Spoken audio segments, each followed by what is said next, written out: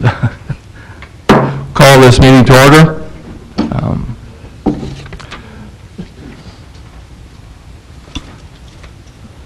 First order of business are the minutes dated March 21st, 2012. There a motion to approve? Been a motion to approve. Is there a second? Second. Any discussion, corrections, or addition to the minutes? Did we have the minutes? Yes, we did. We haven't seen the minutes. Okay, we'll make sure that Mr. Scree gets them. I don't have them. Mr. Chairman, we didn't include the minutes. I've read them down. We have a draft that we're working on, but due to the extensive agenda items, we didn't have a complete one, so we'll have that for you at the next meeting. At this time, we'll withdraw the motion if it's okay. All right? They will be included either in the meeting 2 weeks from now or the next regular meeting. So we've heard along here. We're making up time. Today we have quite an extensive agenda.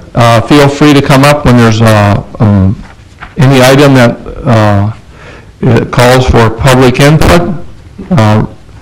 Limit your comments to strictly the usage of the property, not the people that are presenting it. The first item on our regular agenda is a preliminary plat. Mr. Chairman, I'd like to remove myself from items 1 through 6. This time, Mr. Tews has an interest, stated he has an interest in items 1 through 6, and he's going to remove himself from the discussion as a commissioner on those items. Thank you, Mr. Tews. We have a preliminary plat. It's to consider a preliminary plat for the Lyons Second Subdivision, and generally described as all of Lyons Subdivision, and all of lots 1, 2, and 3, and part of Lot 4, Block 3 of North Industries First Edition, situated in the west half of the northeast quarter of Section 27, Township 140 North, Range 96 West. At this time, I'd ask the party presenting to please come forward. Thank you, Mr. Chairman, members of the commission. This is very consistent with the sketch plat and rezoning. Sir, your name and... I'm sorry, Jeff Schauman, Arista Development. Okay, thank you, Jeff. The request before you is very consistent with the rezoning and sketch plat that you have previously considered and approved. We continue to have ongoing dialogue with adjacent owners and sharing that information with your city staff. If there's any questions regarding the plat specifically, I'd be glad to address them. Any questions for Mr. Schauman? Comments on the plat?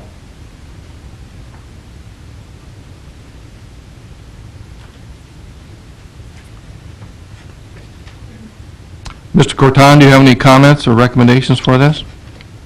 Mr. Chairman, I do. I've proposed 5 recommended conditions of approval that are attached as part of your motion. I would recommend that you would include that in your decision if you want to recommend approval. If you would like, I know I haven't had a chance to discuss that with the applicant. I could walk through them if you would prefer. Otherwise, I could provide them to him after the meeting. It's your call, Mr. Chairman. Provision after the meeting will be fine. Okay. Mr. Chairman, Yes. I have a few questions here. Some of them detail things, but I think they're important. We've got a street north of lots 7 and 8 that's going to drain through those lots.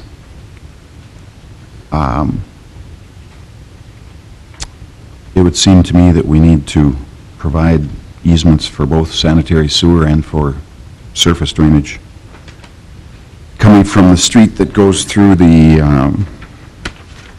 Northview Acres subdivision, I assume that won't be a problem. Mr. Soren, Mr.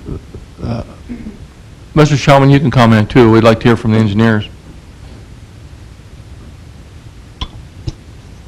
Well, I would agree with Mr. Jackson, that we do need to consider how we're going to serve that property to the north, whether it's through an easement. Looking at the preliminary plat, you'll see there's no easements on here at this point, but that is one of the conditions Mr. Croton had in his recommendations, if approved, to add to that motion, is to ensure that adequate easements for servicing that are addressed: water, sewer, storm sewer.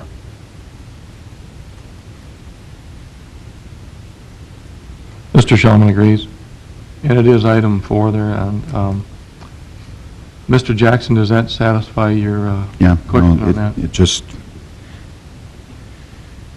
I'm pointing these things out because they should be considered at the time of preliminary Yep. plat. They should have been on this plat, that consideration. The other thing I'd like to bring up is, we've got lots 15 through 25 that are going to have double street frontage. I suspect that your plan is to front those lots to the west. Yes, sir. It's going to leave a street in 7th Avenue East that's going to be really difficult to get built from the standpoint of assessing. And I really wonder if that street that's called Lyons Avenue should be moved west, and so we've got 2 tiers of lots, and I know we've looked at this before in previous plattings of this ground. At one time, we thought that we only had a half street there on the east side, on the east edge of the subdivision, but I've looked at that with Mr. Soren, and there is a full street there, the adjacent subdivision. This drawing shows that it's unplatted to the east, but it is platted, and it has reserved another half a street. So we have 66 feet there. And just thinking to the future as to how we're going to get that street paved and how we're going to get it paid for, I find myself wondering that Lyons shouldn't be moved west, and then we avoid the double frontage on those lots, which is not normal. Mr. Shellman, could you comment on that and then to see if this would move forward better or whatever with addressing that issue of a street on each side of that portion from lots 15 through 25? Mr. Chairman, Mr. Jackson, members of the commission, in discussions with the neighbors, one of the items noted was that they preferred 7th Avenue not to be improved at this time for privacy's sake and other reasons. For that reason, I even think within the draft development agreement that we provided to city staff, we've stated that we support not improving that road at this time. To shift that road, as you've seen in previous examples, previous plats by other owners, it creates some challenges with our mixed-density neighborhood and the PUD that we've been kind of working through and reached some consensus on with the neighbors. So we would respectfully request that the proposal before you be considered.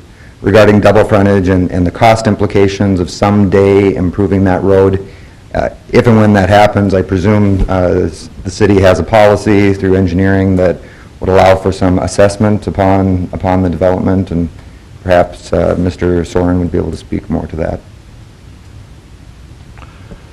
Mr. Soren, do you have any comments on that? I guess to that situation, these are the issues that create the biggest hardships and problems we have in trying to get future streets developed as we move forward. If these lots all get developed, they're going to have no interest, especially if it's approved the way it is with non-access lines from these lots to this street. The development to the east is the one that's going to have to pick up the full burden of that, or else the city's going to have to come in and deal with the installation of the infrastructure. If those truly have a non-access, there's no benefit to those properties for that street, so you couldn't assess them for those improvements. if the intent is to never have the street developed, then I think we need to be considering why are we asking them to plat it into this one, and how are we going to get in and out of the stuff to the north? So with that being said, I think it's the right thing to have it in place, but I think you got to look 10 years from now that it's going to need to be in place for continuing of moving traffic through the area.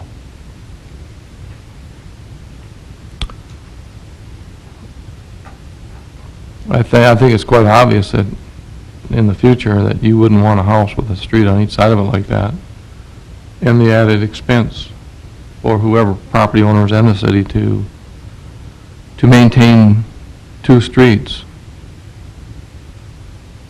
It does not make sense in the long run either. Anybody else have any comments on that?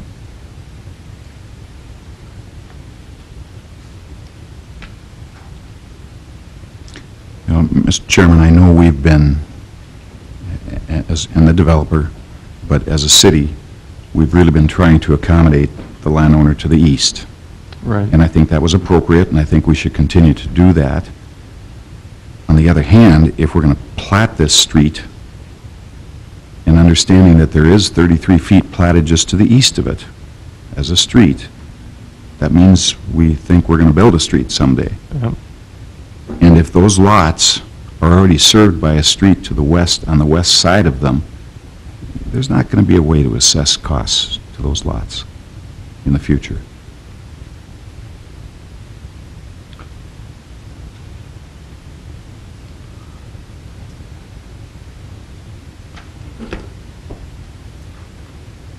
Anyone else have any comment on this street issue?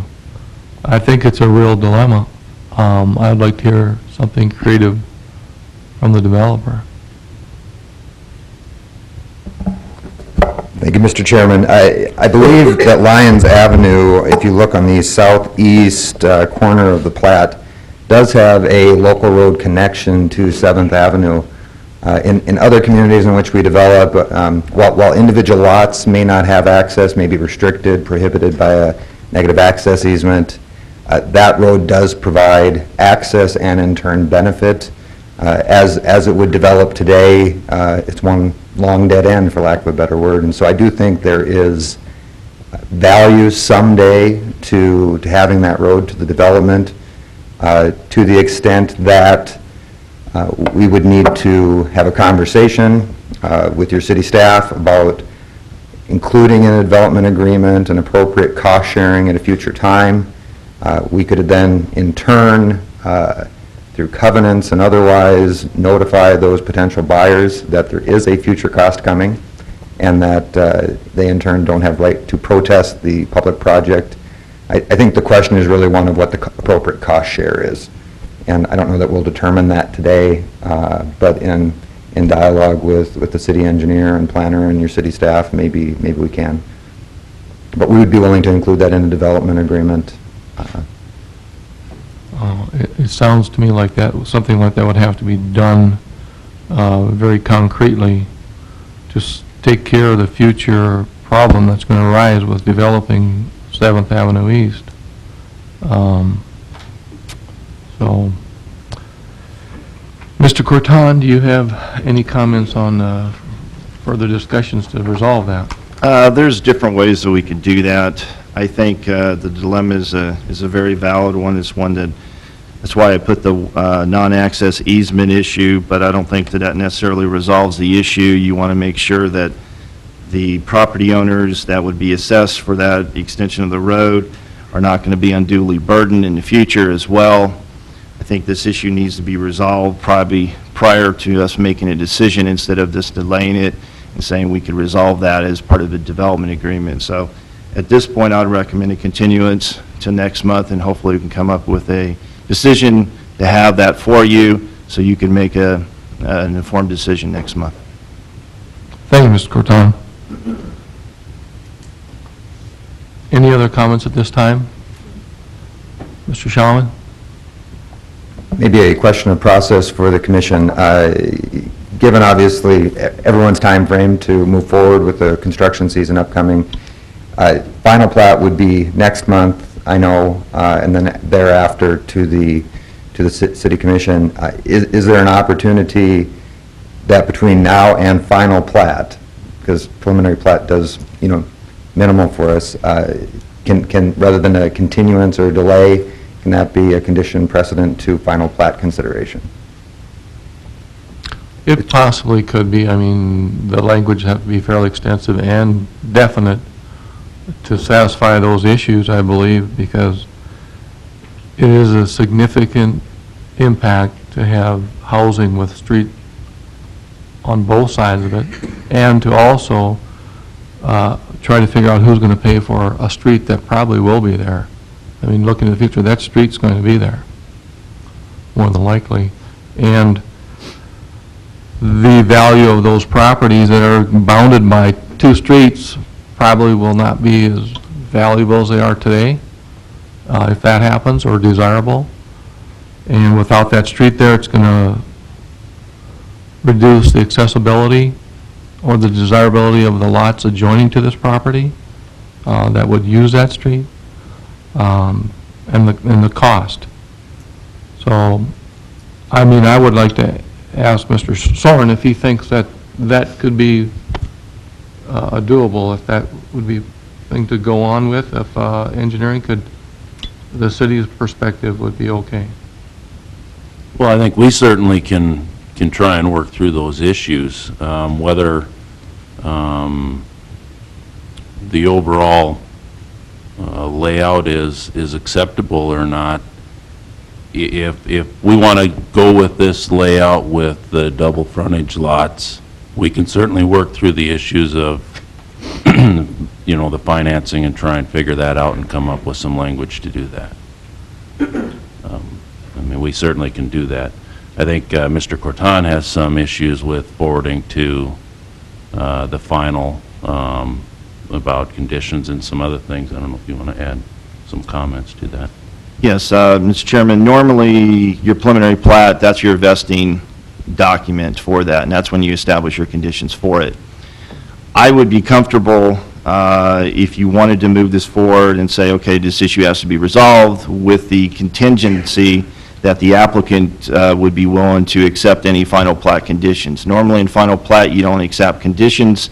Based upon discussions with the applicant, we may propose additional conditions. So they would be willing to be bound by those additional conditions. If they are not, then I would recommend a continuance on this application. Mr. Chairman. Chairman. Go ahead, Mr. Jackson. It's good that our city planner and our city engineer are willing to do this. I don't think it's right that we ask them to put that kind of pressure on themselves to do it. We're going to look at a number of preliminary plats today that are just not to the point that they should be at preliminary plat stage. I'm looking at this drawing, and if you look at the elevation contours, it shows a 20-foot drop across this subdivision from west to east. I think the landowner will tell you that there's not a 20-foot drop across that property. And my point is that this plat just is not where it should be when it comes to us today. So I don't think we should ask the city planner and the city engineer to be under that kind of pressure. There's enough otherwise. Any other comments on that? This time I'd ask if there's anyone from the public who would like to make comment on it. Please feel free to come forward.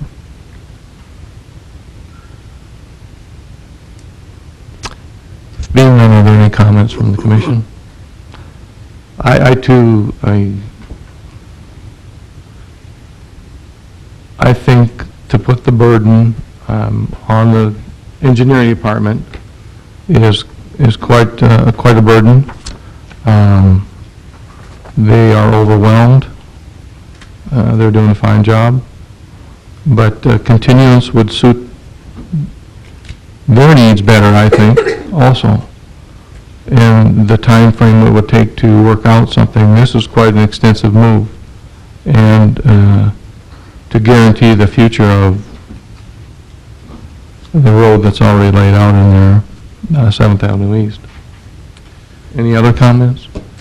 Mr. Chairman, I'll move we continue the plat for a minimum of 1 month. There's been a motion to continue. I'll second There's that. been a second. Any discussion? Being none, all those in favor of the motion signify by saying aye. Aye. Opposed? Motion carried. Continuance for a month. Thank you, Mr. Sherman.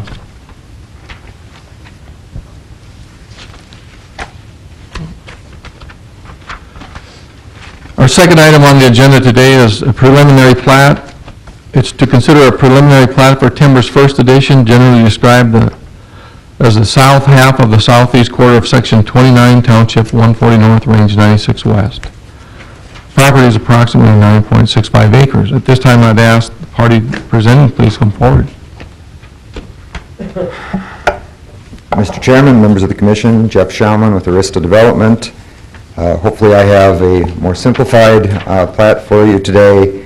It's a two-lot subdivision. Zoning at this time has already been considered and unanimously approved by this board and is in the process of being forwarded to commission. There are no changes to the plat. It's relatively simple. If there's any questions, I would be glad to address. This time, are there any questions for Mr. Schauman?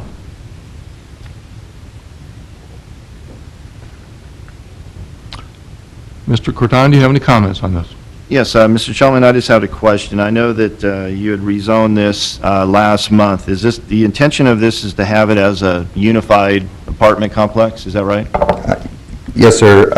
The intention is to have a four-building development, all interior-oriented, to face one another, to share common drive, private drive, so on and so forth. I had proposed, looking at it, if that's going to be the case, it's going to be unified. I had proposed a one access to be provided for the plat unless the fire department felt it necessary to have two access points off of 21st. So you would have a joint one located in the center in between lots 1 and 2. You have any objections to that? No objections. Any other comments or questions? So I'm going to ask if there's anyone in the public who would like to make comment on this preliminary plat. Please feel free to come forward.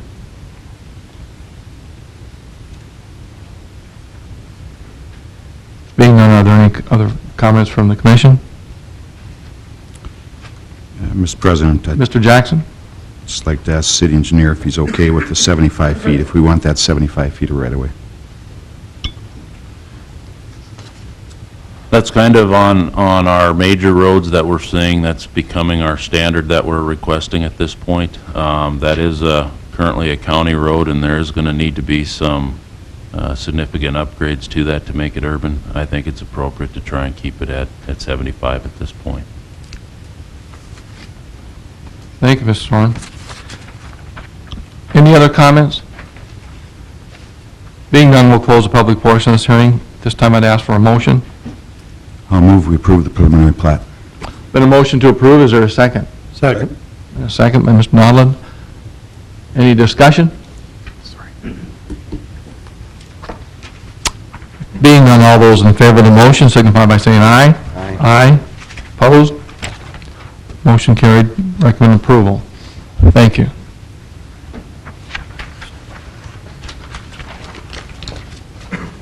Mr. Chairman, that Yeah. last motion was intended to include Mr. Croton's comments about the access points.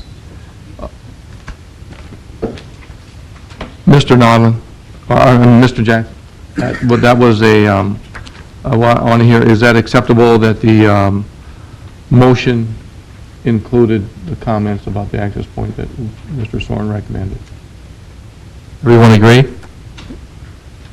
Yes. Yes.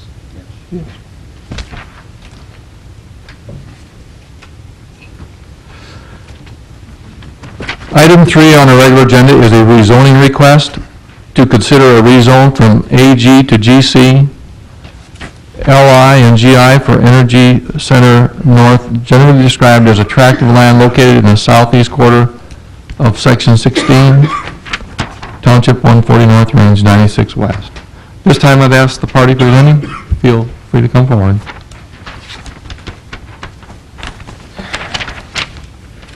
Mr. Chairman, I'm Tracy Tews with Dickinson Energy Park. resubmitting the same plot that we did as last month, with no changes. 425 feet of proposed general commercial on Highway 22 frontage, with proposed of 400 feet of limited industrial, and the remaining property of 1,704 feet to be general industrial.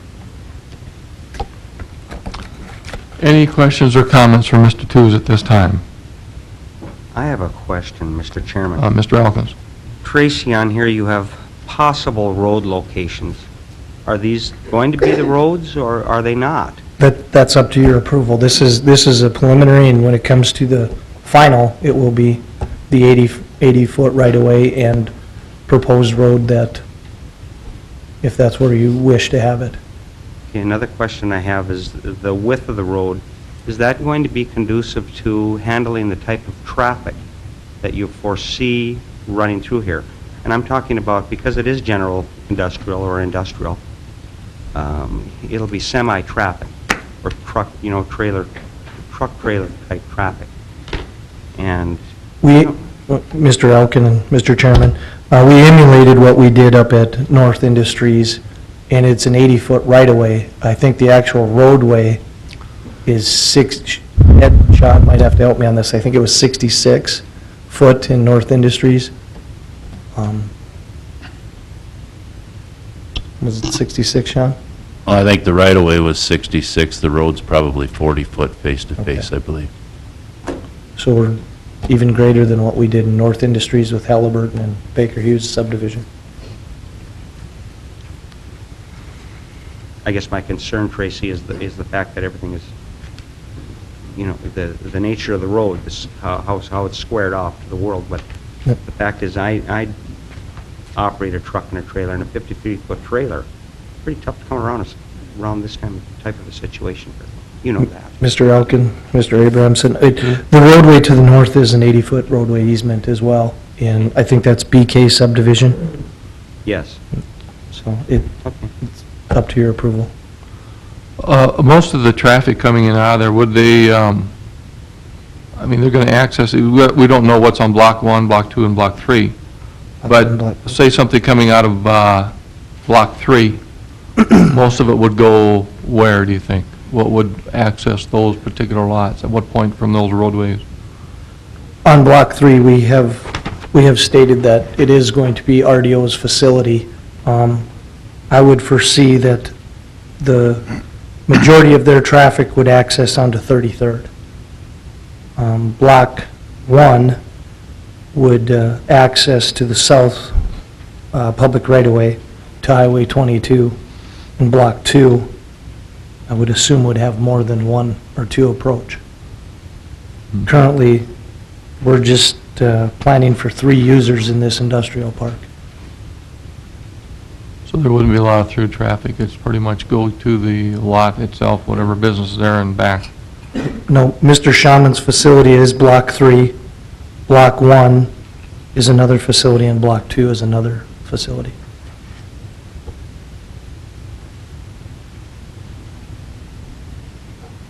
Any other questions, comments for Mr. Tooze? Mr. Chairman, we've actually got Jackson. 2 agenda items for this project, and I think we're rezoning right now, is that right? At this time, we're talking about the rezoning request right now at this time. And then we'll look at the preliminary plat as the next agenda item? Yep. Okay. We brought this up before, but I still have concerns that with the mixed use to the south, we should be transitioning from that GI along, what is that, I think 33rd? Third. 33rd? Yeah. I think we need a strip of general commercial along 33rd. That's my only comment about the zoning.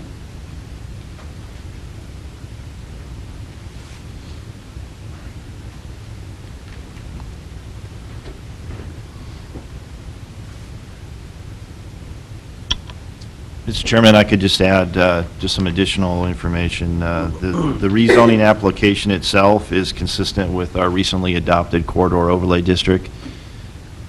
So if that's a question that you had, or you wanted to know consistency with our recently adopted overlay district or overlay district, this would be consistent with it as it is proposed today. Okay. Any other comments or questions?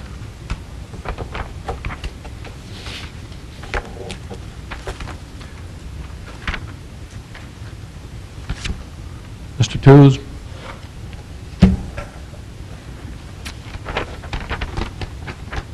Thank you very much.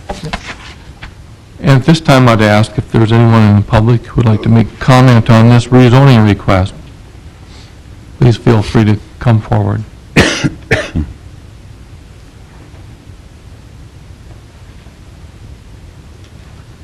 Morning, Mr. Chairman. My name is Jeff Lowe. As you know, I live in Kralachek subdivision. I'm one of the owners 300 feet from the property. Since you're splitting it, I'll just keep my comments on the zoning. A lot of the people are concerned about the general industrial part of the land. Is that really necessary to have a general industrial? Would limited industrial cover it? There are a lot more restrictions in limited industrial as far as protection for residents living close by. That's a concern. So we're just wondering if that would it still fit what these parties are wanting to do? Could they possibly consider it to be limited industrial?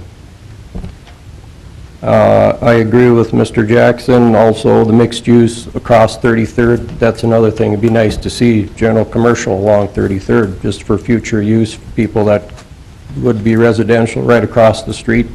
That would be conducive to general commercial along 33rd. I guess that would be my only comments on the zoning. Thank you, Mr. Lowe.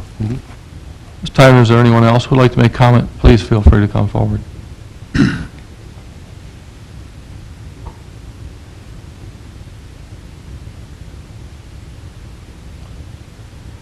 Is there anyone else in the public who would like to make comment on this rezoning?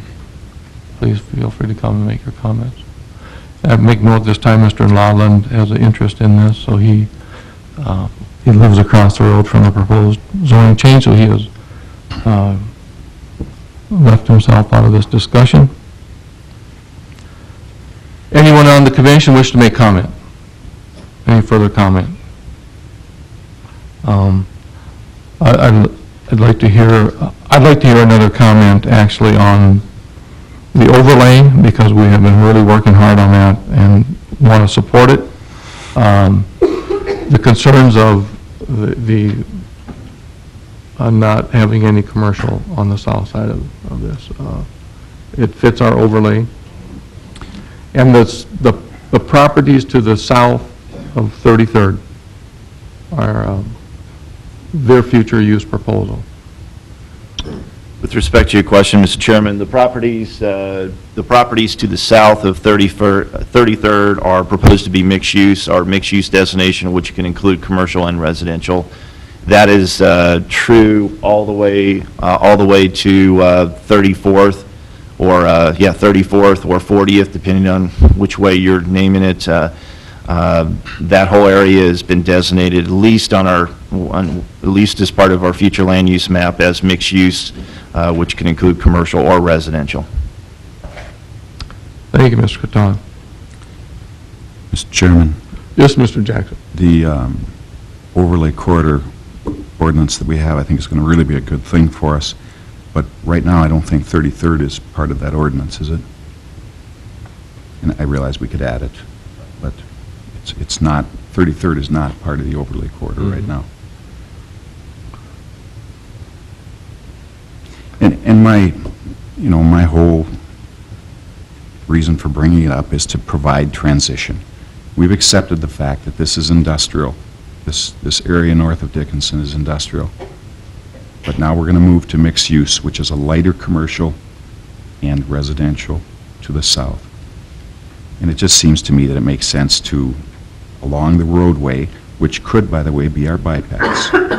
We don't know that yet, but it could be our bypass. that we have a strip of general commercial to soften it just a bit before we move into the mixed use.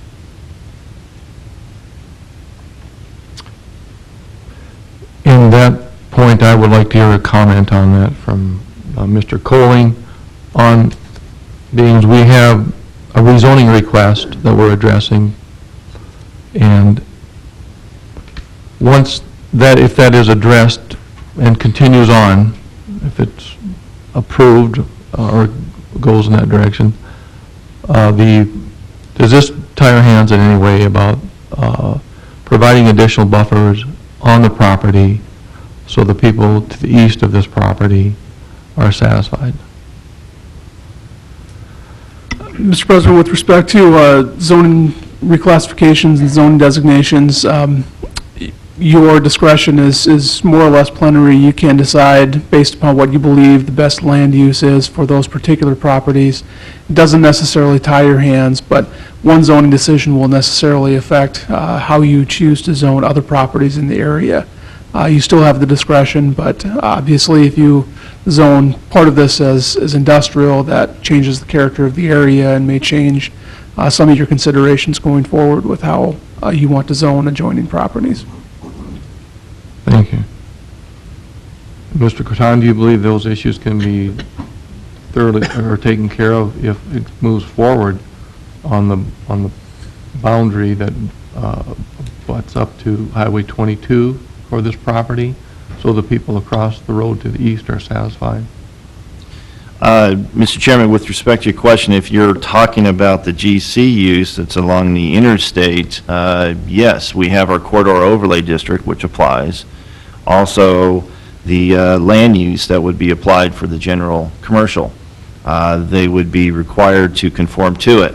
That being said, they could have a mixed use. I mean, it could be, let's say, for Block 1, you know, they could have, similar to what we've done with Baker Hughes, where you have your commercial or your office, you front that along Highway 22, and then your more intensive use, which is the industrial, you would have that behind it, and you would have that on the industrial zone. That was kind of the intent of both the overlay district and then also our policy of trying to prohibit industrial development along our corridors. So they have various options to make this work. If they wanted under a corridor overlay district, let's say, you know, even if you chose not to require a general commercial zone or a swath along 33rd Street, if you come back or if the city comes back and amends it to include 33rd Street, which would make sense if that's going to be our truck reliever route, then industrial uses that would be abutting next to that, they wouldn't be allowed to have storage up front. They would have to have side obscuring fencing. They could have their building up front with parking, but those kind of uses would have to have landscaping and an opaque fence in order to obscure those. We would allow the industrial use, but storage of industrial products has to be behind the building or a certain distance away. So, you know, there's different ways that we could address this issue. I would feel that if 33rd is designated as a truck reliever route or a future bypass, then we would subsequently come back with an amendment to include that within our corridor overlay, which applies to all land uses. Thank you. I wanted to hear that, and I just want to make sure that was reiterated that those thoughts had been in place. And I also, even though it's not with this, but I do think it's important, and I'm going to ask Mr. Elkins if he has a comment on it, because I think he's more familiar with it than anyone, what he believes is going to happen to 33rd. At the present time, NDOT is looking at 32nd and 33rd, and they have asked us to be somewhat careful as to what we allow along either one of those two streets at this time. Nobody seems to really know, and I don't believe they will know either until September, what route is chosen. It's going to boil down to the cost of each one of those routes. And public comment, they're going to have another public informational meeting in regards to both of those streets up-and-coming short line. So at this time, we do not know Thank you for your when to comments. select. Any other comments or questions? Mr. Tews? Mr. Chairman, to address Mr. Jackson's concerns along 33rd, the standard buffer that we've been using is 100 feet. The right-of-way that we've given is in excess of that on 33rd, on both sides. So it'll be roughly a 150-foot buffer just on 33rd, whether it's the reliever route on 33rd or not for the truck route. So that's my only comment for buffering 33rd with the general commercial. And I agree with Mr. Corton's comments on if it does become the reliever route, we will have to follow the corridor plan on the building design and the frontage of what we've done on those ordinances. So it's already taken care of on the ordinance level. Thank you, Mr. Tews. This time I'd ask if there's any more comments from the public. Please feel free to come forward. Being none, are there any oh, yes, sir. I just have one comment on the overlay district. If you read the ordinance, it says if you're within 300 feet of the property edge, it is in effect. If you're beyond 300 feet, it's not. So if you move your building 1 foot beyond 300 feet, they don't have to apply to that corridor. That's how this... Thank you for your comments, and I would say you should, I would invite you to visit with Mr. Corton Okay, on that. but I mean, just so you're aware of that. Yep. Any other comments? Anyone else wish to make comment on this? Please feel free to come forward. Any other comments from the commission? You ready No, for, Oh, go ahead, Gene. you ready for a motion? At this time, I'll close the public portion of this hearing, and I'm ready, asking for a motion. Okay, I'm going to move the City of Dickinson Planning and Zoning Commission recommend approval of the rezone petition from Ag to GC, LI, and GI for the Energy Center North as depicted in the application materials as meeting all the requirements of the Dickinson Municipal Code and also being in the interest of public health, safety, and welfare. Is there a second? Second by Mr. Sieg. Any further discussion? One thing I want to make clear is that the North Dakota DOT has asked us to maintain a 120-foot of easement along 33rd and 32nd on either side because of the potential bypass. Mr. Chairman, I Thank- offer amendment to the motion. Yes, Jimmy? And that amendment is? I'm going to move that the motion be amended to include a strip of general commercial zoning along 33rd, 300 feet behind the right-of-way line, whatever the eventual right-of-way line is. There's been a motion to amend on 33rd, a 300-foot strip of GC, 300 feet beyond the right-of-way line. Is there a second to that mo? I'll second that. There's been a second. Discussion on the amendment? Being none, all those in favor of the amendment, signify by saying aye. Aye. Aye. Opposed? Motion to been approved. Any further discussion? Being none, all those in favor of the motion signify by saying aye. Aye. Aye. Opposed? Motion carried. Thank you. This time, we have a preliminary plat, item 4 on the agenda, to consider a preliminary plat for the Energy Center North, generally described as attractive land located in the southeast quarter of Section 16, Township 140 North, Range 96 West. This time, I'd ask the party presenting, please come forward.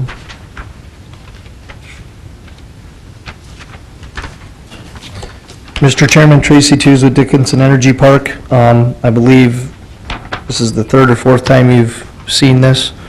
So here for your input. Any questions for Mr. Tooze at this time? Mr. Chairman, the only question I have is this issue of the right-of-way width. Can you tell me what the plat says to us about the right-of-way width? This is the first time that I've heard of the 120 foot, so I guess on my final, we'll adjust the right-of-way from what it is depicted at to a 120, so. Okay, but the plat doesn't show anything.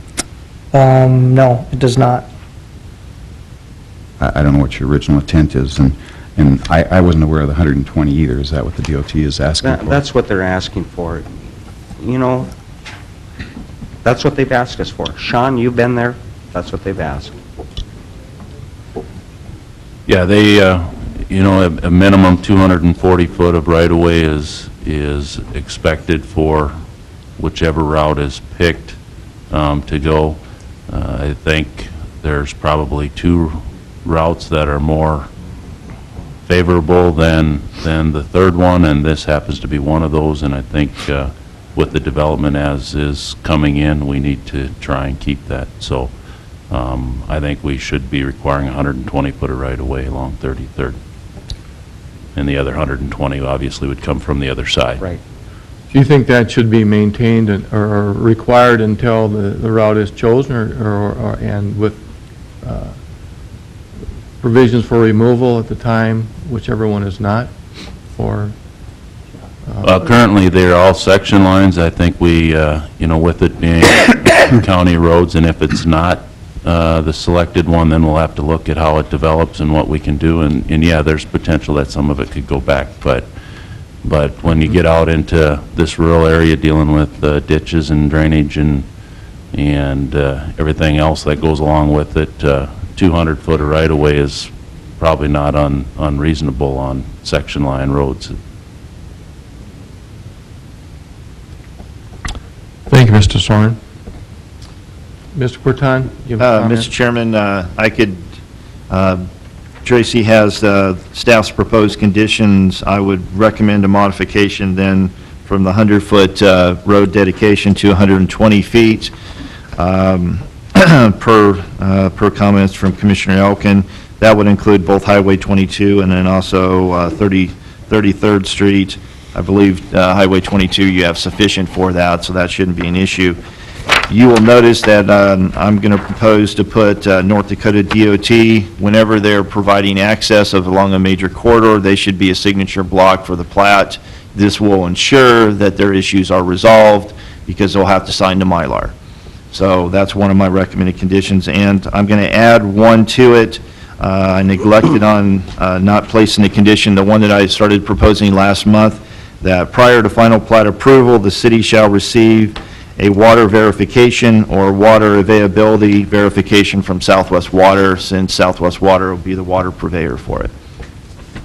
Unless the city chooses to include that area as part of our urban service area, but that's yet to be determined. So at this point, we would have to include that, we'd have to verify that either it would have to be private water or verification from Southwest Water that they have availability for it.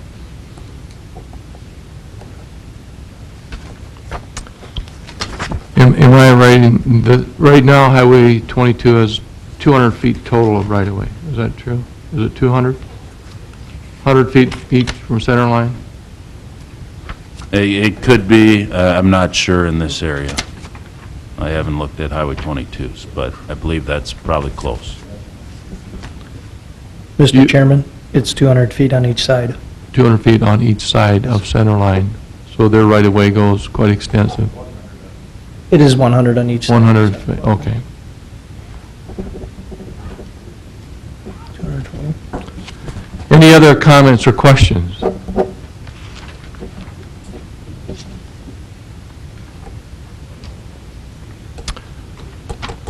Any other comments, Mr. Tooze, at this time? I have none. Okay. This time, then, I would ask if there's anyone in the public who'd like to make comment on this preliminary plat, please feel free to come forward.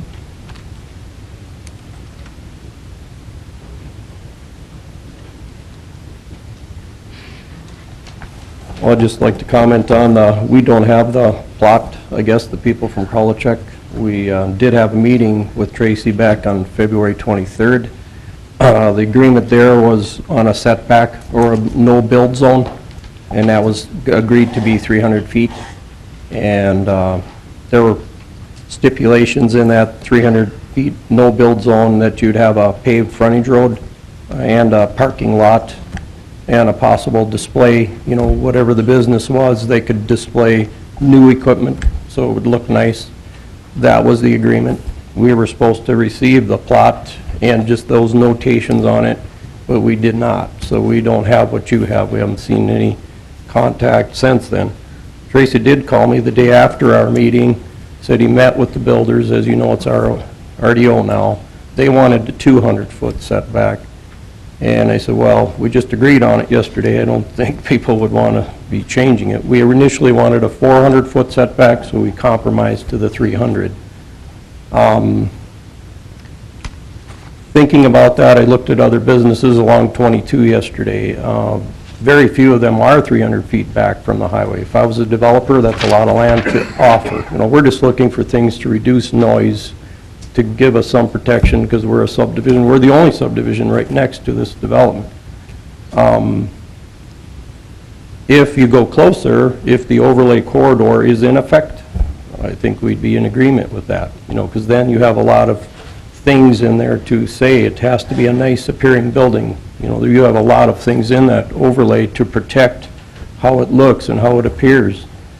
You know, so I mean, as long as it would just be customer parking in the front and a nice display and a paved frontage road, that's what we want. You know, that's what we're looking for. So if we would get that, I think everybody would be happy.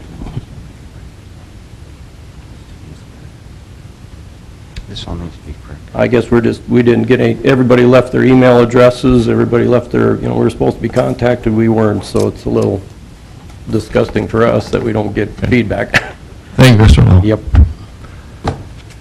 This time I'd ask if there's anyone else who would like to make comment on this, please feel free to come forward.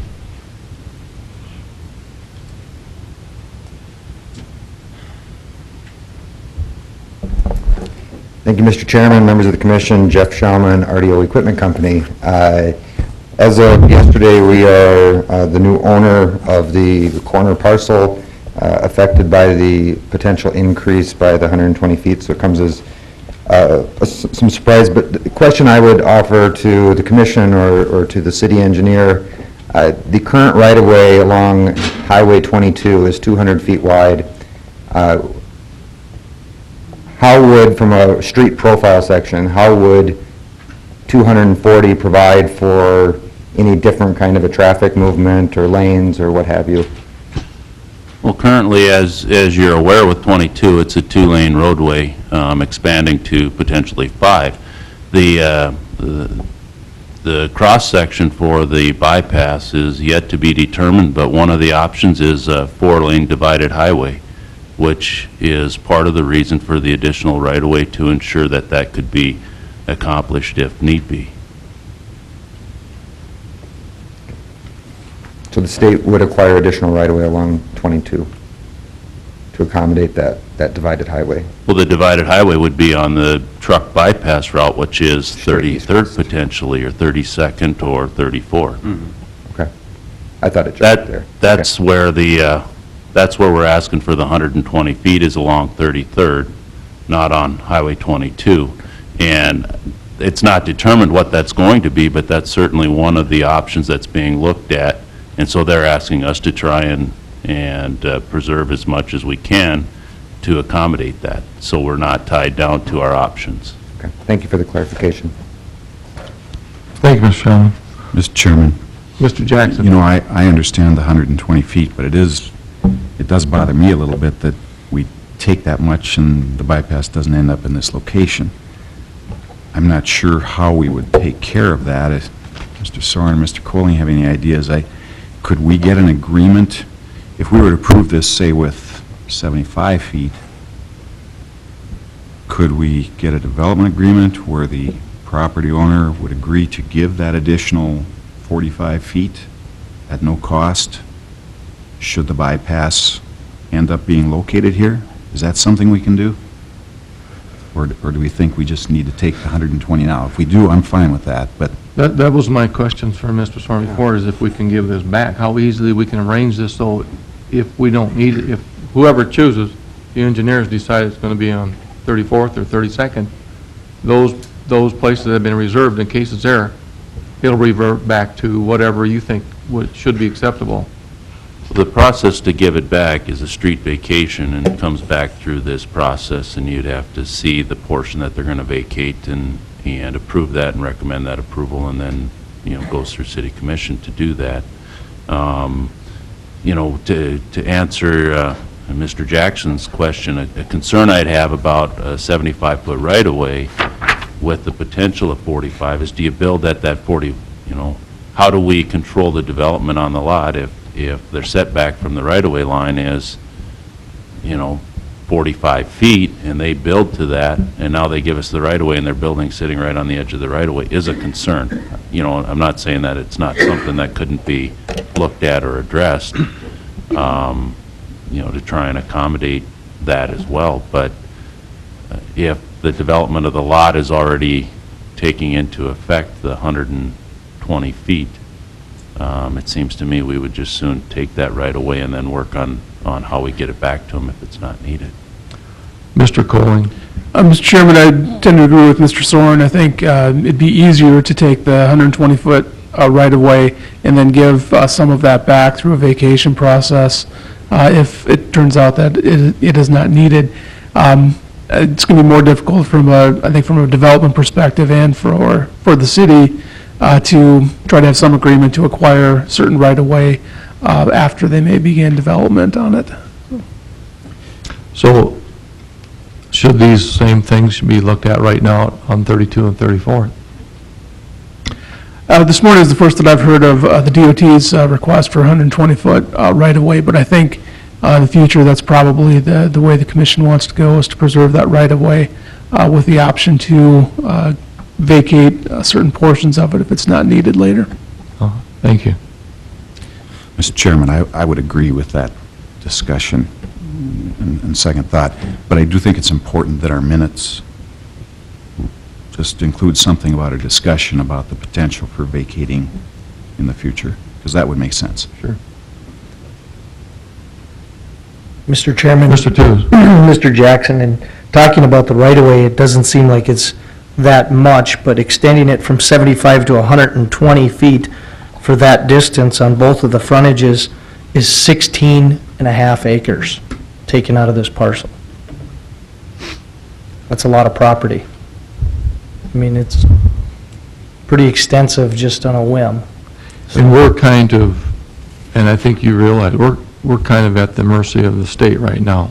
The way the funding levels are and the decisions of where highways go and what works best for the state, and we have the county to consider and the city, it's like wherever the road is chosen is going to be a benefit for everyone included. And that's, I mean, I feel sorry for the developers that and the other property owners that you're at the mercy of people who want traffic to flow.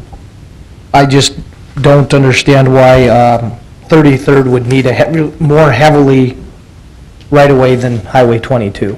That doesn't make any sense. There must be some new... And if the setback... Yeah. If the setback on Highway 22 needs to be greater than all the adjacent properties around it, Mhm.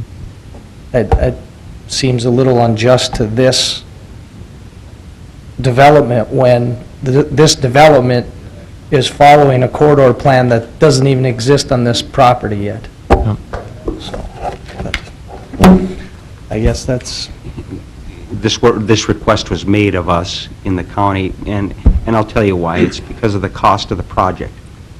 We do not preserve those easements, the cost of the project goes up considerably. And we could take the position here, as we have in the county, anything along 33rd and 32nd, we're just not even looking at.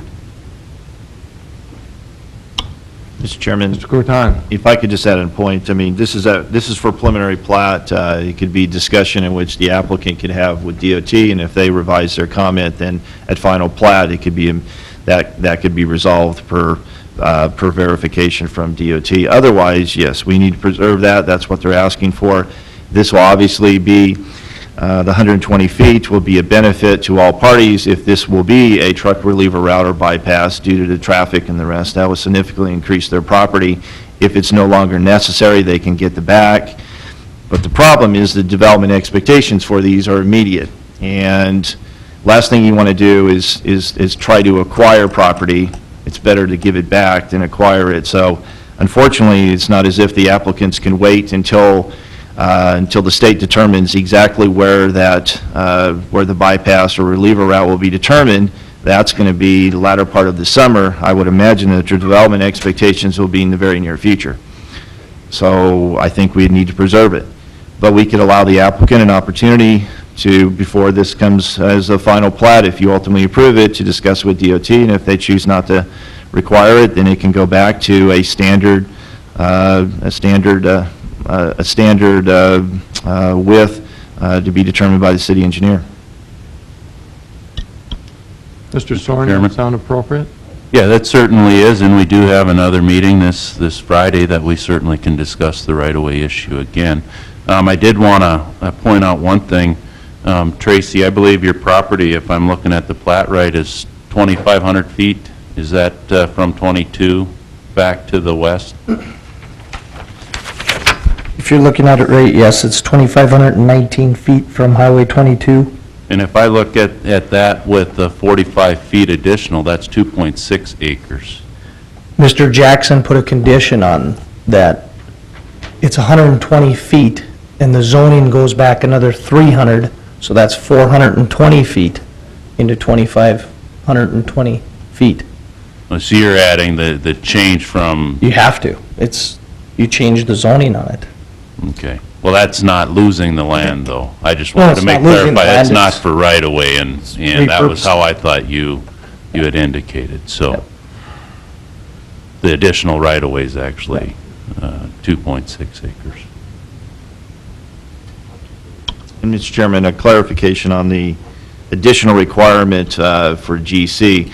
Depending on what they do, and I don't know what the expectation is, Mr. Tooze, on that, I mean, they could put the general commercial uses within that 300 feet. So it may not be an issue. It just depends on what their expectation was. If they're going to treat it all as a pipe yard and want to put pipes all the way up to their property line, then yes, that would be adversely impacted. But if they're going to put their parking and their structure and the rest up front, which you would normally do, then it's not going to adversely impact the property, other than some design-related issues. Thank you, Mr. Tooze. Thank you, Mr. Corton. This time I'd ask, is there anyone else from the public who would like to make comment on this? Please feel free to come forward.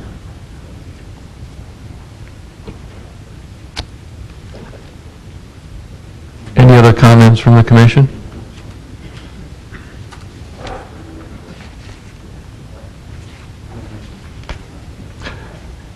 If being none, we'll close the public portion of this hearing. And I would ask for a motion.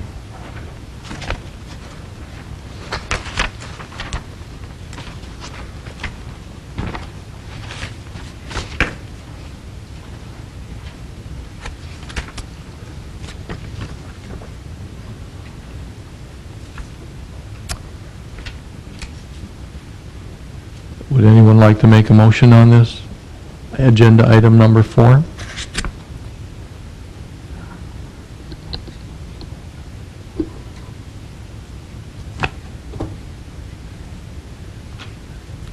Mr. Chairman, Mr. Jackson, I move the City of Dickinson Planning and Zoning Commission recommend approval of the preliminary plat for Energy Center North as depicted in the application materials, meeting all the requirements of Dickinson Municipal Code, also being in its interest of the public health, safety, and welfare, and that the following additional requirements be added, and they're listed there with the DOT signature, the interior roads being finalized with the city engineer, then 120-foot road dedication along 33rd Street, and I think that's it, isn't it? would there Yeah, be one more the Southwest Water? verification of something. Southwest Water, thank you. I'll second that. Jason, second. Is there a second? Is there any further discussion?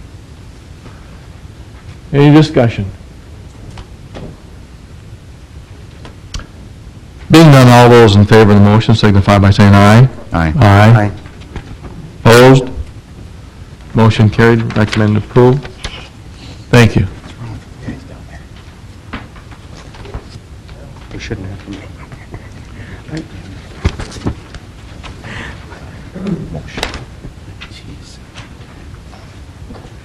We're gonna die. Thank you, George. This time, item 5 on the regular agenda is a rezoning request. It's to consider a rezone petition from R1 to R2, R3, and CC for the Prairie Creek subdivision situated in the north quarter of Section 33, Township 140 North, Range 96 West. This time, I'd ask the party to presenting, please come forward. Troy Tews with Lightoller Johnson Associates, representing Carl Best. This is, you've seen a couple renditions of this. Ed Corton and myself have been back and forth with a couple different layouts, and I'm here to answer any questions. This time, anyone have any questions or comments for Mr. Tews?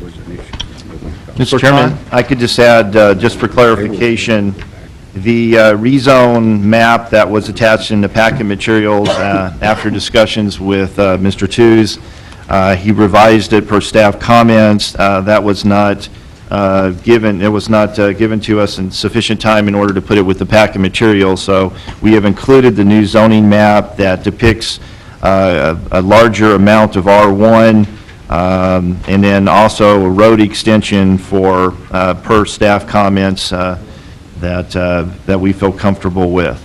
So please refer to the latest one that was given to you today rather than the one that was included within your packet materials.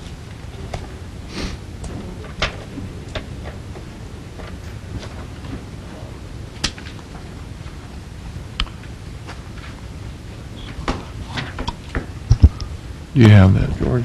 Everyone have that? Any comments or questions for Mr. Tews? Mr. Chairman. Mr. Nodland? Probably, that detention area, can you explain that a little bit? It's along the drainage way. At this time, we are investigating that drainage way, and we realize there's a significant water issue along the east side of the property. We recognize the fact that as we get a little farther along with the utility design, that detention pond may change. Thank you. Any other questions, comments?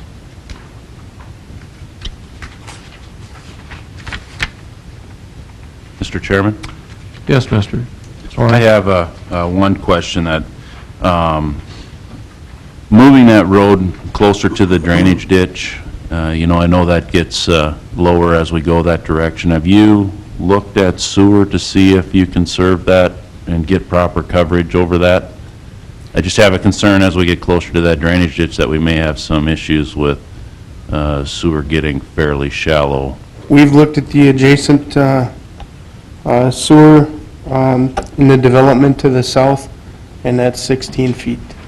We feel there's adequate depth there to be able to move it over and continue? Yes. And we're also in the process of preparing those plans for submission to the city engineering department, and we'll work with you on making sure that works. And We're aware that we may have to do a lift station. okay. We'll want to look at that. If we don't have to, we don't We want to. don't want to. And I'm assuming by detention area, you're looking at your overall stormwater plant to try and use that as a regional facility to try and hold stormwater along the drainage. Is that, That is correct. that's the purpose behind it? Yes. Yeah. Thank you. Thank you, Mr. Thorne.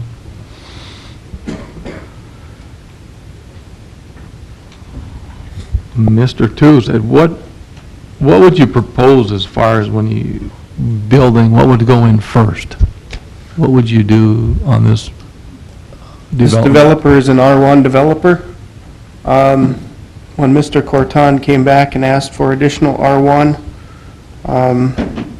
he was very receptive, and at this point, he's putting pressure on me to get done with the utilities as quickly as he can, because he wants to get R1 housing in there as soon as he can. He's investigating R2 and R3, but his interests are more in R1, which I think is fitting with the wishes of the city of Dickinson. Mhm. Thank you. Any other questions, comments?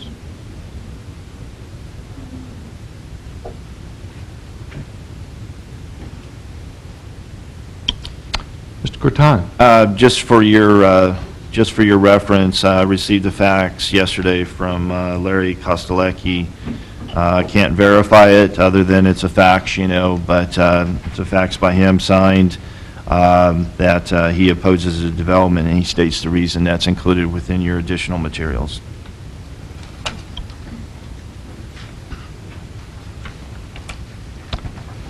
Everyone have a copy of that? We'll include that in the record. This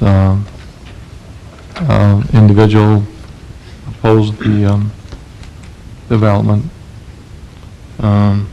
Ed, if I could get a copy of that? Oh, yeah, they'll get you a copy right now.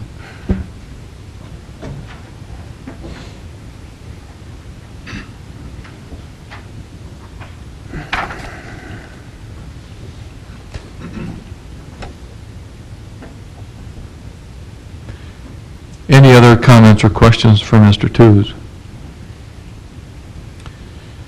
Mr. Chairman, Mr. Jackson? we made a number of suggestions last month, and I think a lot of those have been incorporated. It's really good to see the additional R1, and, I think this is headed the right direction. But just one question. I keep hearing you say that this developer is an R1 developer, and that's good. I think we need more of that in Dickinson. Would he consider making that west side of Prairie Creek Road R1 also? You've got it shown R2 right now, and that can probably work. But that will really be a nice area for R1. Okay. I could pitch it to him and see if he's receptive. Yeah, we have to make a decision, though, today on your zoning request.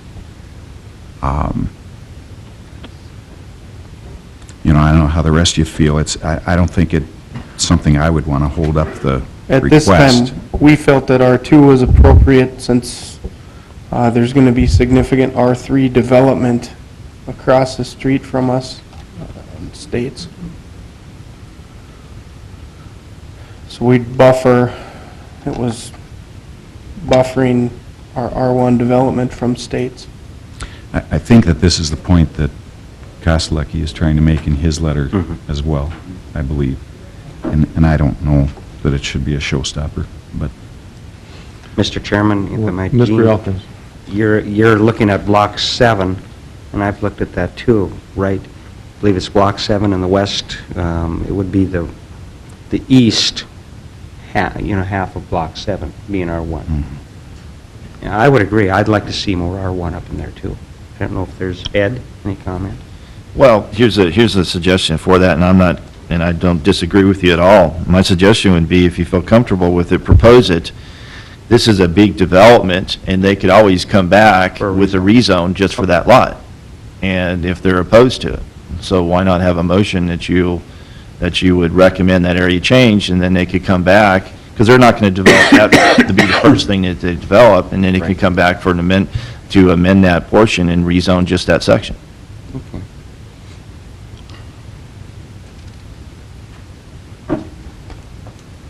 Mr. Tooze, does that sound like a reasonable request for you and your developer? That there's quite a strong feeling for having those lots on Prairie Creek Road be R1.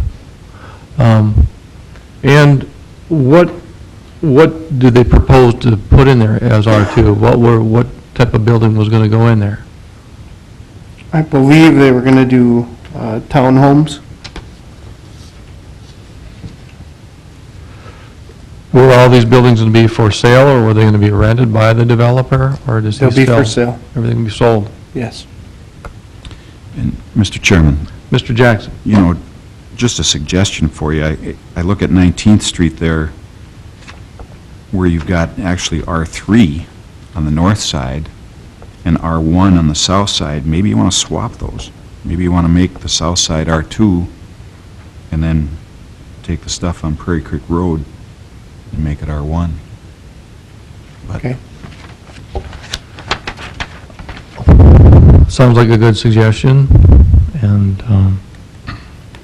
anyone else have any comments on or questions for Mr. Tews?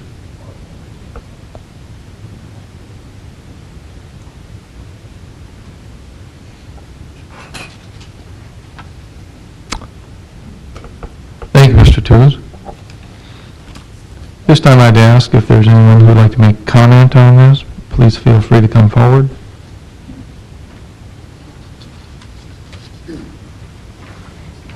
Good morning, Mr. Chairman. A lot of the neighborhood is here, and most of us are at a loss because it sounds like there's a new map, and we're all working off an old drawing. And I'd met with Ed, and there's some new, he had shown me some conditions. So, not knowing what the new Oh, drawing... sir, I'm sorry, your name? David Kalow, 1583 Grasslands Drive. Not knowing what the new drawing looks like, and having walked the neighborhood, and like I said, most of the neighborhood's here, just a couple suggestions I would like to make. North Grasslands Drive seems like a clear border of the neighborhood. It goes north and south, thank you. The neighborhood is a nice neighborhood and can be a very nice property, and so a suggestion that everything east of North Grasslands Drive be R1 is something we would like you folks to consider, and Mr. Tews to consider. That small odd-shaped piece of property along 19th and North Grasslands Drive being R3, and that's on the east side, that seems still to be out of place. The R3 along State Avenue, most of the neighborhood that I spoke with and most of the people that are here would voice the opinion that that's the place for it, and to encroach into what we call a single-family neighborhood with that small parcel of R3, we would sure object to that. And then the other condition that I'm not quite sure of, but Mr. Corton and I spoke about, is the neighborhood strongly feels that access to 21st Street off of that North Grasslands Drive needs to be considered. That would lessen the traffic impact. So I think we're all headed the right direction, though, so thank you for your help. Thank you. Mr. Chairman, I could just answer the comments. The suggestions that we spoke about earlier are included in the latest one. If you look at the map, I believe that they'll be happy with that. I'd met with them last week, and we went over my recommendations for revision of that, and those are all included within the current proposal, other than if you decide to have a motion for that one lot to change it from R2 to R1. So that may help out with clarification for the public there. Thank you, Chairman, Mr. Croton. Mr. Jackson? one other thing, again, we've got two agenda items here. We're looking at the rezoning right now, and then we'll look at the preliminary plat, which would involve the layout and some of those kinds of things. Right. Yeah, the public is aware of that. We want to make sure that you know that this is a rezone request at this point in time we're talking of, but it's hard to ignore the fact that how it's going to be platted goes along with it. Mr. Nodland? Mr. Chairman, if I can ask Mr. Corton, that, we're talking about lot 7, or blocks 7, what about block 6? Is there a real reason that has to be R3 right in that corner of 19th and North Grassland Drive? That's their development expectation for that. Is it necessary? You know, I guess you could look at it depending on what their overall goal is. I mean, if they're increasing R1, and if you as a commission want to include Block 7 potentially as R1, then no, it wouldn't be necessary. That being said, having an apartment in the middle of your complex and then buffering it with different land uses, other than the stuff that's south side of 19th, kind of makes sense in some ways. So, you know, it's a discretion from you as a commission.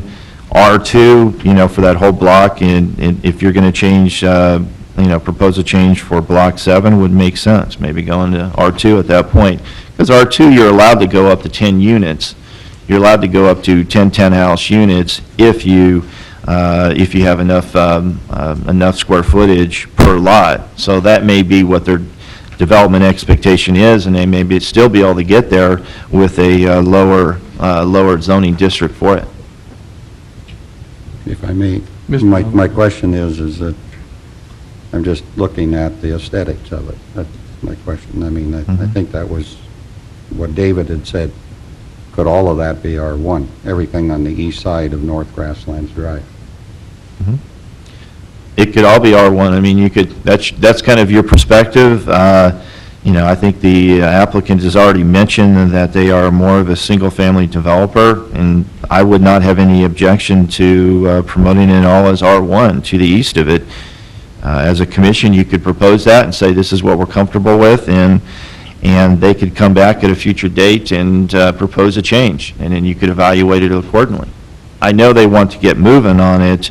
Probably the R3 with today's economy and the commercial are probably the two, in addition to probably the single family along the drainage area. Those would probably be the first three that they would be looking at developing, not necessarily the interior right away, even though that they would probably do all the infrastructure at the same time. So, you know, I have no objection if you want to go that way. It makes perfect sense.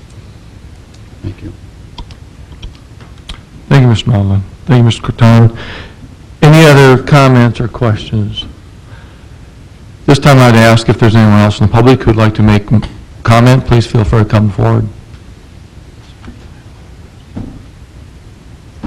Good morning. I'm Craig Steve. I'm 1570 Prairie Creek Road, and I know that this may be an overlap here, but you're on zoning, but we want to, as a neighborhood, we want to make sure the consideration that North Grasslands Drive continues to 21st.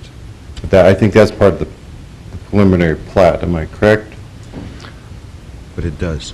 Okay. That does. But we don't want to miss that point, because it would alleviate a lot of the traffic problem within that area, if at all possible. Thank you.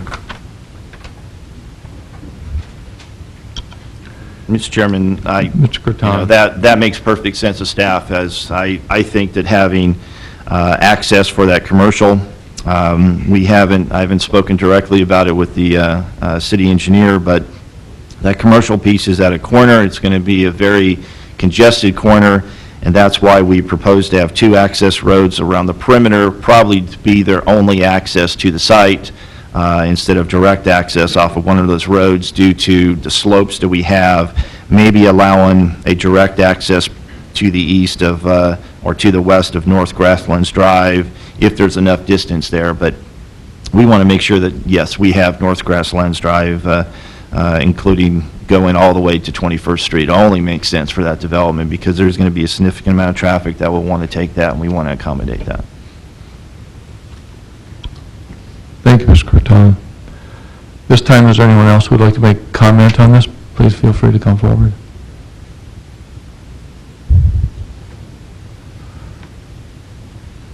Any other comments, questions from the commission? I think we ought to seriously consider the developer and the aesthetics of the way this is going to look. I would support a change to R1 along the lots on the north and the east side of Block 1 to an R1, and going with a Block 6 to, say, R2. I mean, I myself personally wouldn't go as far to push the whole thing to be R1 like Mr. Nodland, but I mean, that's my thoughts on the the proposed changes or suggestions. Any other comments or questions before we close public comment? I'd be in favor of R1. R1 everything? Okay. Mr. Chairman, if I could just amend my comments just slightly. You know, some R2 on the east side of North Grasslands Drive would probably be acceptable, because as you drive through States Edition, you see some two-unit type housing that fits right in the neighborhood too. So, you know, whether it's R1, R2 on the east side, I think that could all be acceptable. So I just wanted to soften my comments a little bit. Thank you. Thank you, Dave. So are there any other comments or questions? You know, Mr. Chairman, I really like this development. I think it looks good. Oh. My only feeling is that the east side of Block 7, I would like to see R1, transitioning into R2. Block 6, I do agree, I'd like to see that as R2. But I think they've done a very nice job here. I really do. I do too. I think it's come a long ways. I mean, we want to really tweak it. Some of those, this Grasslands Drive name's got to change. Yeah. Too much Grasslands. It's not good for safety. They've addressed the street issues, as far as I'm Yep. concerned. They have, the flow of the traffic should be good. We'll work with Ed to make sure the street names are easy on the city and help everybody on the transportation side of things. We don't want to turn it into downtown St. Paul. Thank you, Mr. Tews.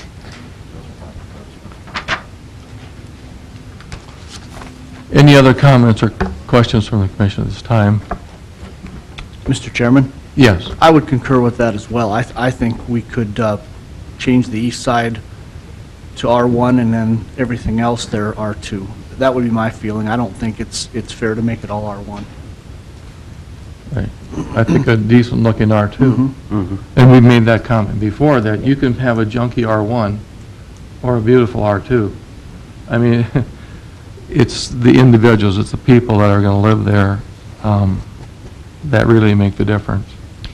The other thing, Mr. Chairman, that, you know, we don't discuss a lot, and depending on how fast the development occurs, is that in an R2 district, you could have, you know, lot sizes potentially, you know, to have 2 units on there, you need to have at least 10,000 square feet. But you could have lot sizes that are at 7,500, which is not necessarily uncommon. And what they have to do, then they have to aggregate or combine the 2 lots in order to have more density. Many times in an R2 zone, there's single family. You know, the market conditions are for that. And this is a beautiful piece of property, and there's nothing guaranteed that those lots that are R2 that will be duplexes or a higher density use. They may very well be single family lots that are just bigger lots and put, you know, nicer houses on there. You know, the access to the drainage way, centrally located that one is, the market may be there for them to put bigger, nice, single-family houses in the R2 zone. So it just depends on the market. So it's not a guarantee that those are going to be multifamily. Thank you, Mr. Cortana. Any other comments? Being done, this time we'll close the public portion of this hearing, and I would ask for a motion. Mr. Chairman, I'll move that the City of Dickinson Planning and Zoning recommend approval of the rezoning petition from R1 to R2 and R3 to CC for Prairie Creek subdivision as depicted on applicable materials, as meeting the requirements of the Dickinson Municipal Code and also being in the interest of public health and safety and welfare, and also revising the north and east side of Block 7 to R1 and all of Block 6 to R2. Mr. Chairman, I'll second that. There's been a motion and a second. Any discussion?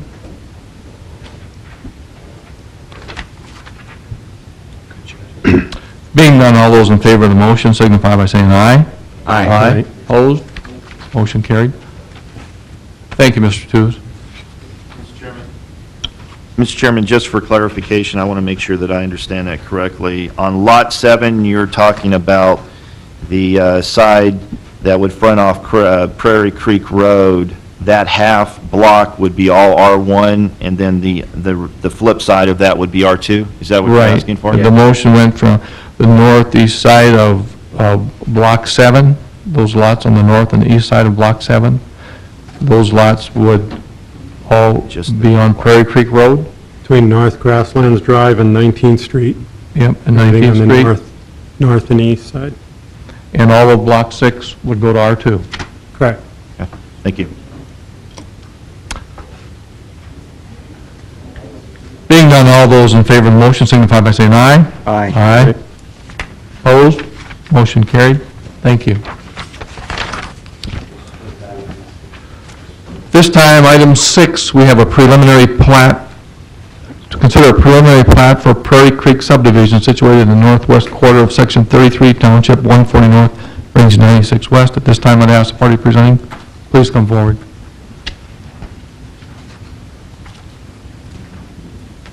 Troy Tews with Lightteller Johnson, here representing Carl Best, and here to answer any questions in regard to the preliminary plat. Any questions at this time from Mr. Tews?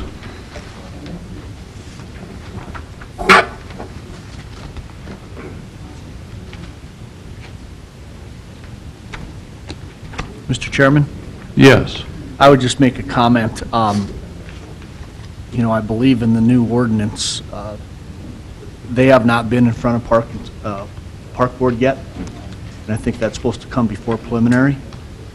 I think you've made a call to James, if I'm not mistaken. He had We told have you that. talked to James, and at this point, I believe that we're going to exercise the cash option with the Park Board, given the value of the property and other considerations. And I think We do also, we recognize that we have some floodplain issues that we have yet to work out. So there may be some land that lends itself to be park or recreational type property. You know, you're right. The only thing is I think that's probably the route we would go, but the fact of the matter is, we haven't voted on it.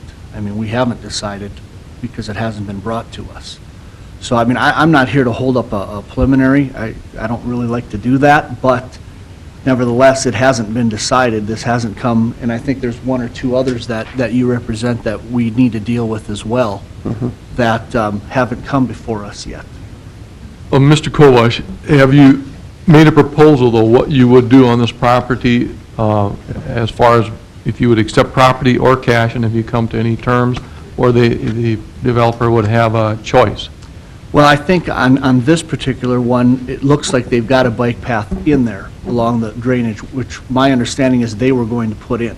Of course, you know, we like that idea.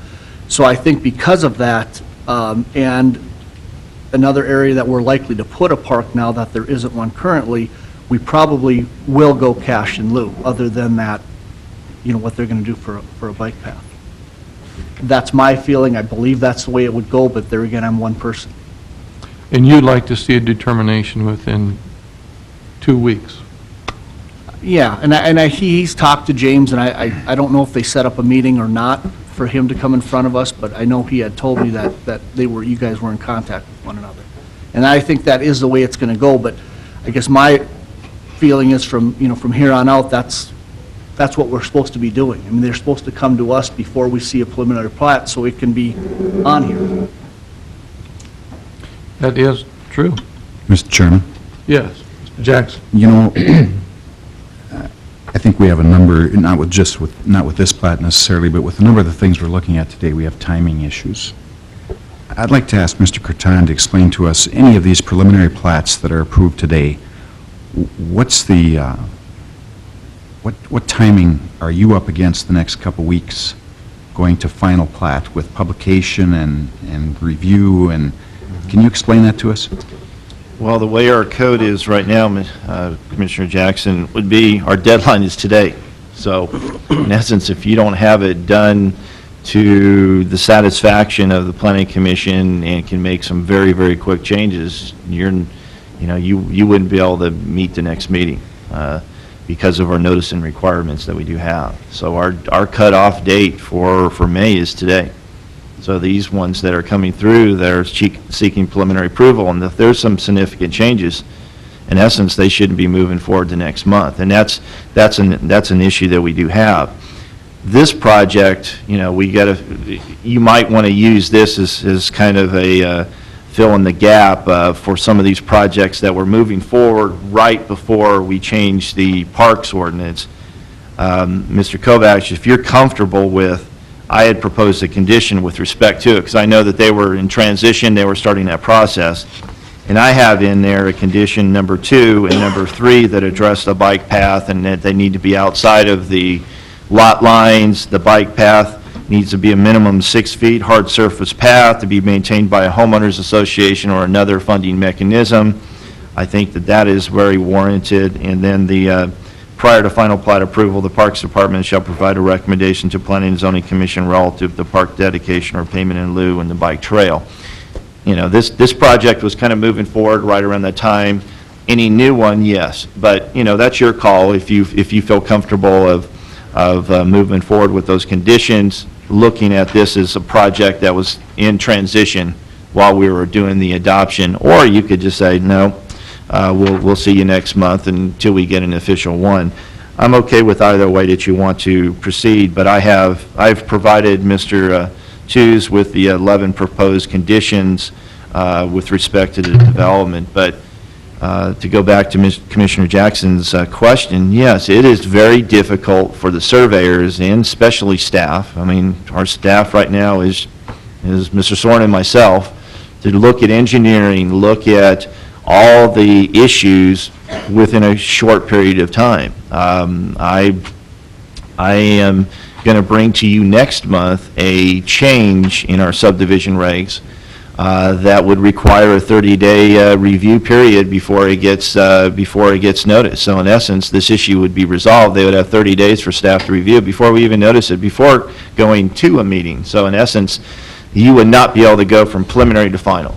You would go preliminary, you'd have to wait 30 days for staff review, and then you would go to final. And that would provide some time in order for us to do the research, to do the reviews that are necessary. And I feel we need that. I know that will be a delay in the development community, but you got to look at these things as projects that are not going to be there not just 1 year. When you get them built, they're there for half a century or more. So, a couple of months delay to do it right, even though we do have a housing crunch, I think is warranted under today's conditions. We want to make sure we do it right. That's going to be the legacy that you and I are going to live with for the next several decades. And I think everyone appreciates those comments. And I would think with quality construction, we're not talking 50 years, we're talking 100 years or more. Mr. Chairman, I asked Mr. Croton to explain that because this park issue should be done by now. Right. We should know exactly what's happening with parks at the time of preliminary plat. There are a number of other things. The next agenda item, the developer has provided a layout of utilities that we don't have on this agenda item. Now, Mr. Soren may be comfortable, and that's fine, but that's another thing that we really should be seeing, that he should be seeing now, not us so much, but he should be seeing now. This new layout, we all saw today. We shouldn't be doing that. No, Now, it's big improvements, and a lot of our questions have been answered with this, but to bring it in the day of, our review isn't the right thing to do. Before I saw this, I was going to recommend continuance of this preliminary plat for a month. Now, this has answered a lot of the questions, and maybe we're okay if we think the park district's okay, but listening to Mr. Croton explain the deadline, I'm not sure that we'll see a final plat in 30 days, or that we should. Correct. I think that those points are extremely valid. And I think we rely a lot on engineering, where they're getting quite a burden put on them. But if engineering says, yeah, the sewer's going to be fine there, we're going to be able to, the water, the other utilities from private utilities are going to be fine. We're expecting a lot from them. And I wonder if we shouldn't expect the same from the Park District. Maybe Mr. Kramer, and we don't want to put the burden, more burden on him. Maybe, and everybody's trying to get used to new regulations, the new code, that maybe he should be more proactive, and a nice letter from Mr. Kramer to the developer saying, this must be done by your preliminary plat presentation or approval. And I mean, don't want to put the burden on him, but there is a responsibility for the developer to see that that is done. But they're not here just to work for the developer or for us, but their interest is the park. And I think that's the way it's stated now. I mean, they are supposed to come to us before preliminary plat. Yeah. This development, I obviously would have liked to have seen that happen. I think it needs to happen before final, absolutely. But we have talked about this. This isn't new to us. And one of the reasons why we're comfortable with the cash is we've got land along 21st Street, where they had talked about a fire department. Well, that's not going to happen. We're likely going to develop that now. That's been sitting for a long time into a park, which would be very, very close to this. So I would be comfortable not holding it up in this case, but we really do need to make sure that they come to our board before we see it. And you would like to see a contingency placed on this so that that's done, right? Yes. And when would your next meeting possibly be? Probably in about, my guess would be in about 2 weeks. And that's why I said 2 weeks, also because I think, are we scheduled to meet again in 2 weeks for a special meeting? I would like to see that, so those are satisfied in a time frame, so we don't have a new drawing on our next regular meeting that's saying Parks and Rec wasn't satisfied, or that we know ahead of time. Would that be fair? With respect to your question, if you're talking about that you want the letter on any of them that have any size or significance, you want that letter as part of the application completeness portion before I schedule it, I'm fine with that. That would make it so that it's all these projects, essentially, unless you have that letter or you've already verified it, they would not be able to go from preliminary to final, even if everything is there. And I'm okay with that, if that's the direction that you want to at this point. That would satisfy a few of these that Oh, are absolutely. going to come now until you have in place where everything is not satisfied. You'll have that new reg in place. Correct. Shortly. The new subdivision regs and a new PUD ordinance I am going to bring to you at the May meeting.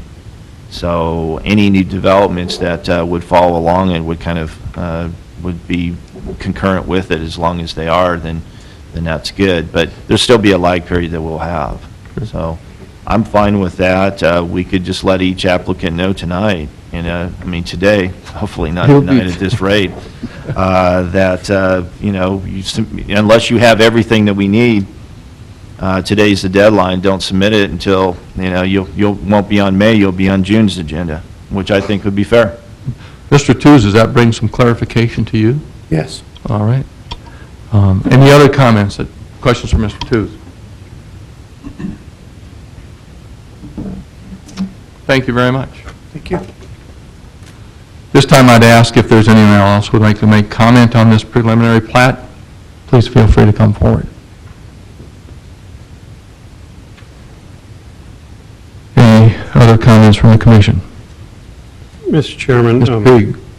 I know this doesn't match our zoning plat that we had, and I'm sure there's a lot that has been brought up from Mr. Croton in the conditions, but it makes me wonder, when we have 11 conditions on a plat, if it's really ready to be approved. I just think by making some of these conditions changes, you're going to run into other things as you see just whether it's layouts or what, but just seems like there's an extensive amount of conditions on this plat to move forward on, but just my comment. Thank you, Mr. Krieg. Mr. Chairman, I could address those comments. Okay. You know, in my past experiences, this is not uncommon. I mean, normally, you know, with time permitting, normally you would get a detailed staff report. I would have 10 plus 20 conditions, even on one that's you would consider pretty cut and dry. Some of them are informational. Some are more just procedural, like, you know, remove this title block and do that, just so you get it all clarified. So that's not necessary. I know that's new, and I'm trying to make the time on these motions to provide substantive issues, but don't just base it on that, because a lot of these are more informational. You know, make sure you depict the accurate depiction of the 100-year floodplain and so forth. As the city hopefully is able to provide additional staff, and as I get more time to review these, I would like to provide you with detailed staff reports and detailed conditions. So having 10 conditions, 20 conditions may not be something that's abnormal in the future. So don't necessarily base it on that, base it upon what the conditions are, because I think a lot of these are very warranted, you know, because if you get a condition for approval, and unless everything is clear, and in the future, a surveyor or developer will look at that and go, oh, okay, everything here is fine. So what I try to do is clean it up to make sure that it's all in line with that. So it's not going to be unnecessary. It's just that, you know, I'm making the time in order to provide more detail motions for you. You'll notice that on subsequent ones, I do have a long list as well. So it just depends. Some of these are informational, more housekeeping, and other ones are substantive issues as well.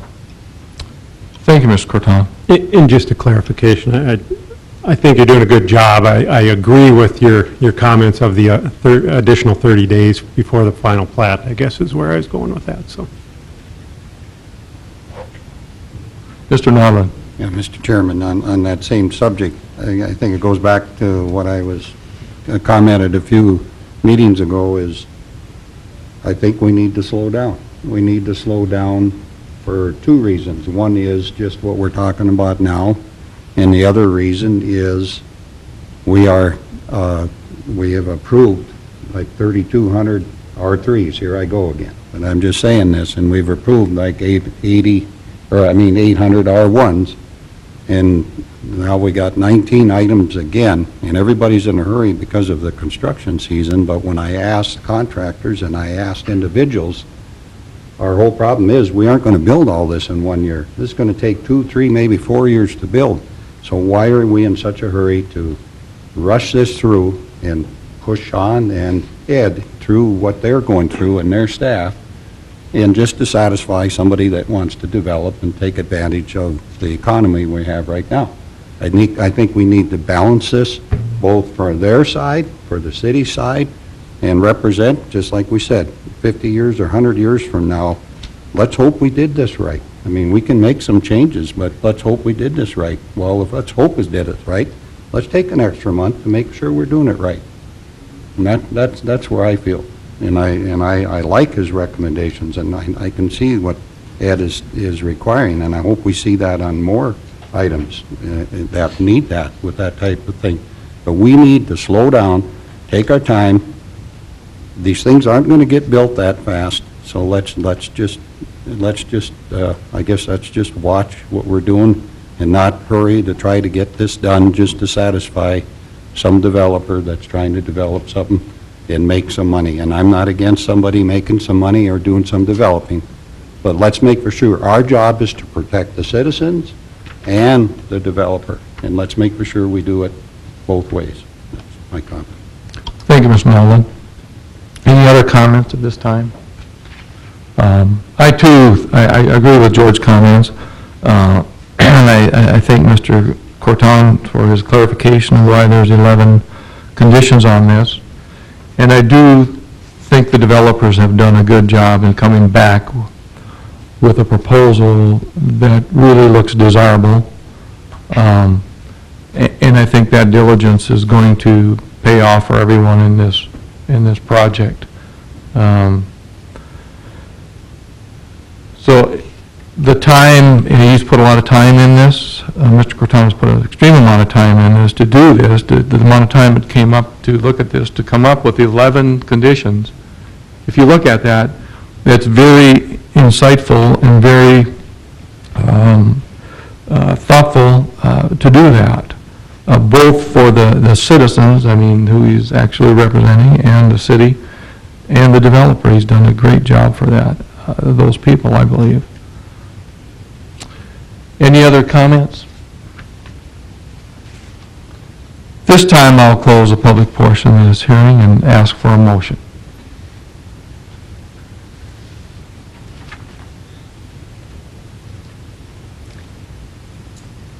Mr. Chairman, Mr. Elkin. I move the City of Dickinson Planning and Zoning Commission recommend approval of the preliminary plat for Prairie Creek subdivision as depicted in the application materials, as meeting all the requirements of the Dickinson City Municipal Code, and also being in the interest of public health, safety, and welfare. Also to include the 11 conditions depicted in the materials that we have received here today. Been a motion approved, and there's been a second by Mr. Nodland. Any discussion? And I will assume, from the engineering perspective, that it is the rezone request, the design of that will track with this.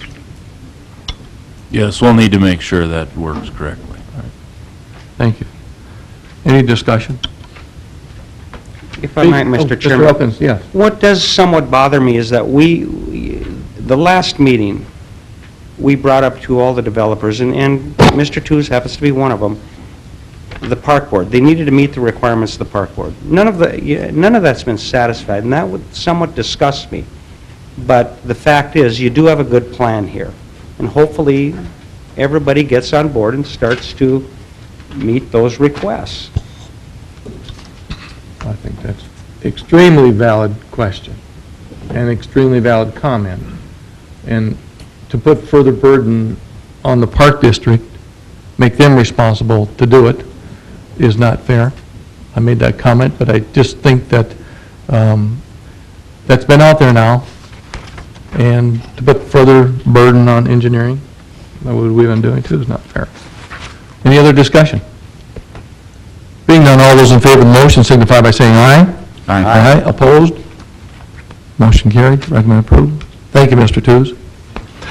This time, we're going to take a 5-minute recess. I'm sorry. Mr. Nodland is taking a break. He had another appointment, but we will continue on. He will be back.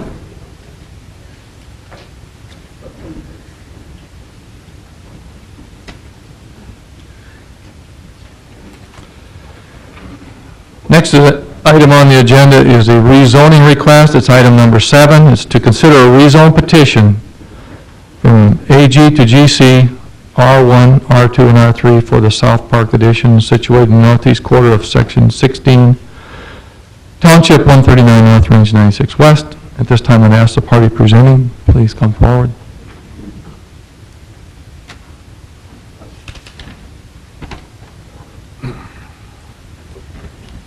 Commissioners, I'm Dave Patience. I'm senior planner with Swenson Hagen and Company in Bismarck. And a client of ours, John Holt, has purchased the northeast quarter of Section 16, 13996. And as you all know, the property is bounded on the east side by Highway 22 or Main Street.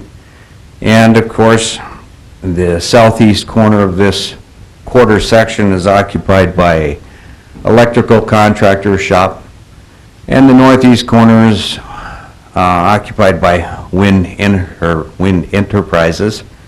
And so, you know, it kind of leads us down the path that this property's already got some commercial use on it. Therefore, we're proposing to continue that commercial use along Main Avenue, but only to a depth of 300 or 400 feet, so that it takes care of the frontage. When you get west of there, you're into what right now is farmland, but it looks like an ideal location for single-family, two-family dwellings. There's a drainage area that runs through the property and actually crosses under 8th Street on the north side of the property. State Avenue is completed down to 8th Street, and from what I gather is proposed to continue south in the future. And of course, with that 4-lane or 5-lane section, I would not anticipate anybody wanting to live in single-family residence along that street when it continues to the south. So therefore, we proposed multifamily zoning along the west side. I understand the Park District is going to be occupying the property west of there, which was the old landfill. And we do have a gas pipeline that enters on the west side of the section, or the west side of the quarter, and comes in and turns south and goes pretty much down the drainage area. I do have a hydrant, city hydrant, at the northwest corner of the property on 8th Street Southwest. 8th Street, of course, is paved, curb and gutter, sanitary sewer in 8th Street that is deep enough to provide service to this entire parcel. I had one of my engineers in-house look at that, and he suggested that maybe we might want to have another crossing with the sanitary sewer from the west side of the property to the east side, crossing the drainage on 11th Street, which is the road that runs totally east and west through the property. So that we do have options. We have been in conversation with the property to the south, the Centennial Homes people. We're not on as fast a track as they are. They want to get started right away. The conversations that we've had is that the Centennial people need an access easement off of 12th Street, which is a dedicated street. Half of it's dedicated at this time. 11th and 12th both come off of Highway 22. I have coordinated those two locations with the Highway Department, DOT. But on 12th Street, if it's necessary, we've told the Centennial people that we would provide either an easement or a dedicated right-of-way to the city so that they can get down to their property. As far as utilities, they're going to take care of their own utilities, and we, of course, would take care of ours. At this time, the only development that my client has is the northwest corner where it says apartment phase 1. That property, there is a site plan from a firm out of Fargo for that, so we do have intentions of moving along on that phase 1. The commercial property, we know that as soon as we start moving dirt out there that there's going to be some interest in that commercial property, so we do intend on moving forward on that parcel as well. And I notified the city before that, you know, it would be my intentions to turn in a final plat on those two parcels, but not on the remaining property. At this time, we don't have any plans. So, do you have any questions? And no, I have not seen any comments on my plat. Ed Couture did email me a month ago and give me a couple of things he wanted me to do, and I complied with those. Of course, I'd be happy to comply with anything else that was on any kind of a review. Any comments or questions for Mr. Hagan at this time?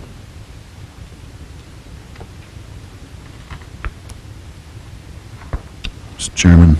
Mr. Jackson. You said you were only going to plat that northwest corner and then the commercial. Is that right? That's correct. That's all we have a need for at this time. Okay, but do I understand right? Are you asking for rezoning in addition to that today? Yes, I put in a request to rezone the entire property it's always nice to know where you're going in the future. In other words, if we were to not have control of this property in the future for some reason, the people that would buy a parcel from us at this time, for instance, the apartment complex or the commercial complex, they still count on knowing what's going to happen in a confined space, like a quarter section. In other words, if I can tell everybody right now that this is the zoning that we have for this quarter section, there's no questions anymore. There's nobody that comes up and says, when I bought this, the realtor told me there was going to be a park behind me, you know? And now you're changing the zoning. I know you guys get quizzed on that quite often. Every planning commission does. So, to eliminate any future confusion, yes, we put in a request to zone the entire quarter section, and we put in a request to annex the 2 parcels that we plan on platting. The city planner, Ed Couture, told me that the city makes the determination on what actually gets annexed after we put in the request. So, and we don't have a problem with that either. The reason I asked the question is, looking at this sheet that we have that details the rezoning request, really doesn't match the map that we've seen in the past.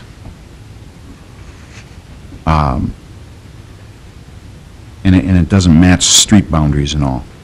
So I'm wondering what your intent is. I'm wondering how we should be doing this. Well, if I was going to have my zoning in place, then at a later date when I plat it, I can either adjust the plat or I can put in a zoning request with my final plat to alter the zoning.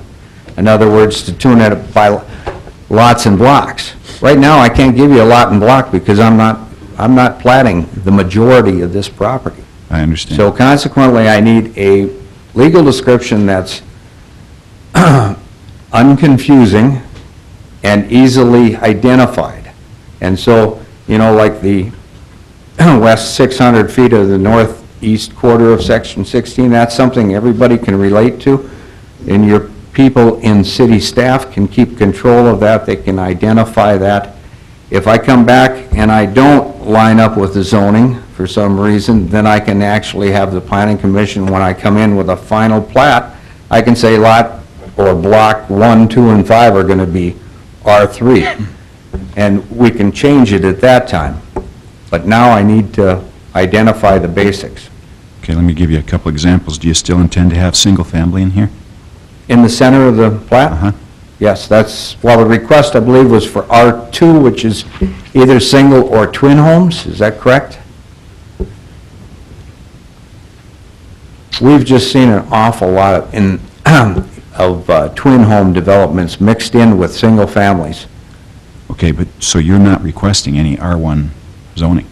No, I'd like to have the R2 in the middle because that leaves us the flexibility of doing these single and two-family mixed projects. Okay.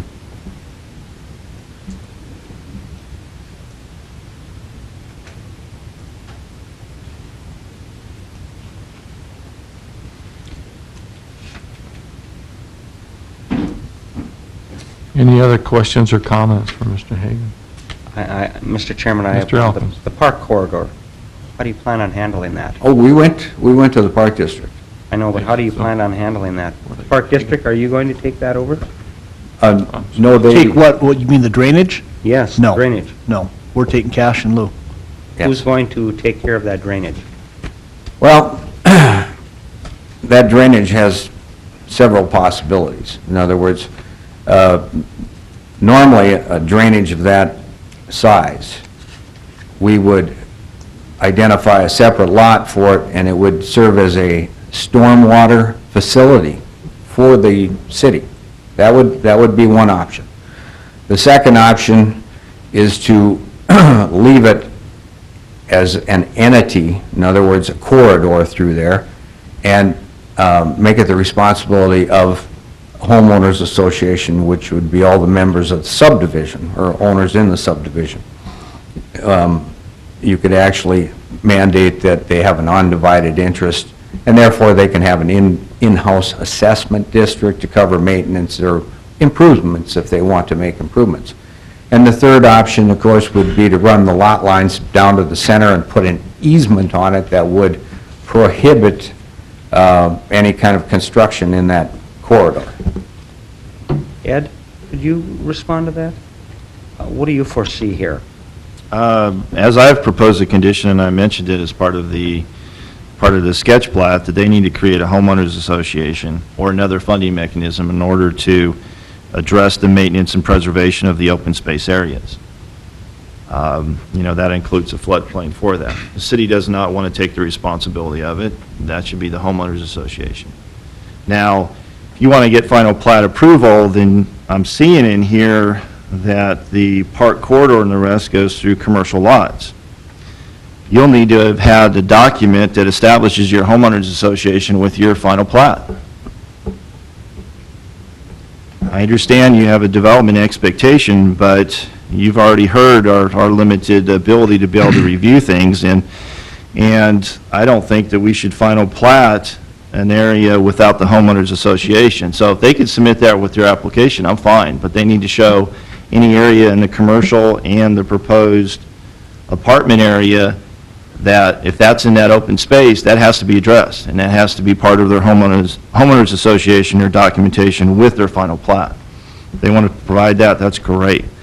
The road alignments could be addressed by the city engineer, and ultimately a development agreement needs to be taken care of, and that was mentioned a while back. City staff is, we haven't submitted one to you, but, that's just timing issue in order to address the annexation and all the improvements within here, to the satisfaction of the city engineer. So they could supply that by the time that we move forward on things. I have no problem. I propose my conditions. Okay, that should be one of the conditions and should be submitted prior to the final plat.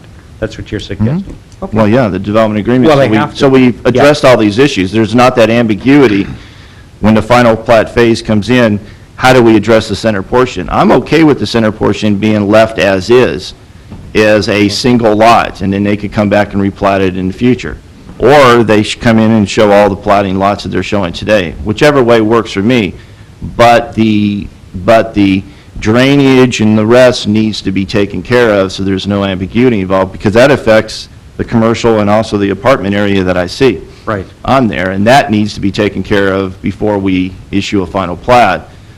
So that issue is resolved, so there's not that ambiguity of, well, I could pave up to this, or I could do this. We want those issues resolved. Okay, I'm not quite understanding that, because,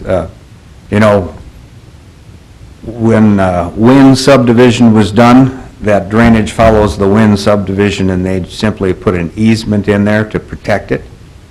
Nobody has to take care of it, in other words. So on our plat for the apartment complex and the commercial area, we actually put this similar easement on there.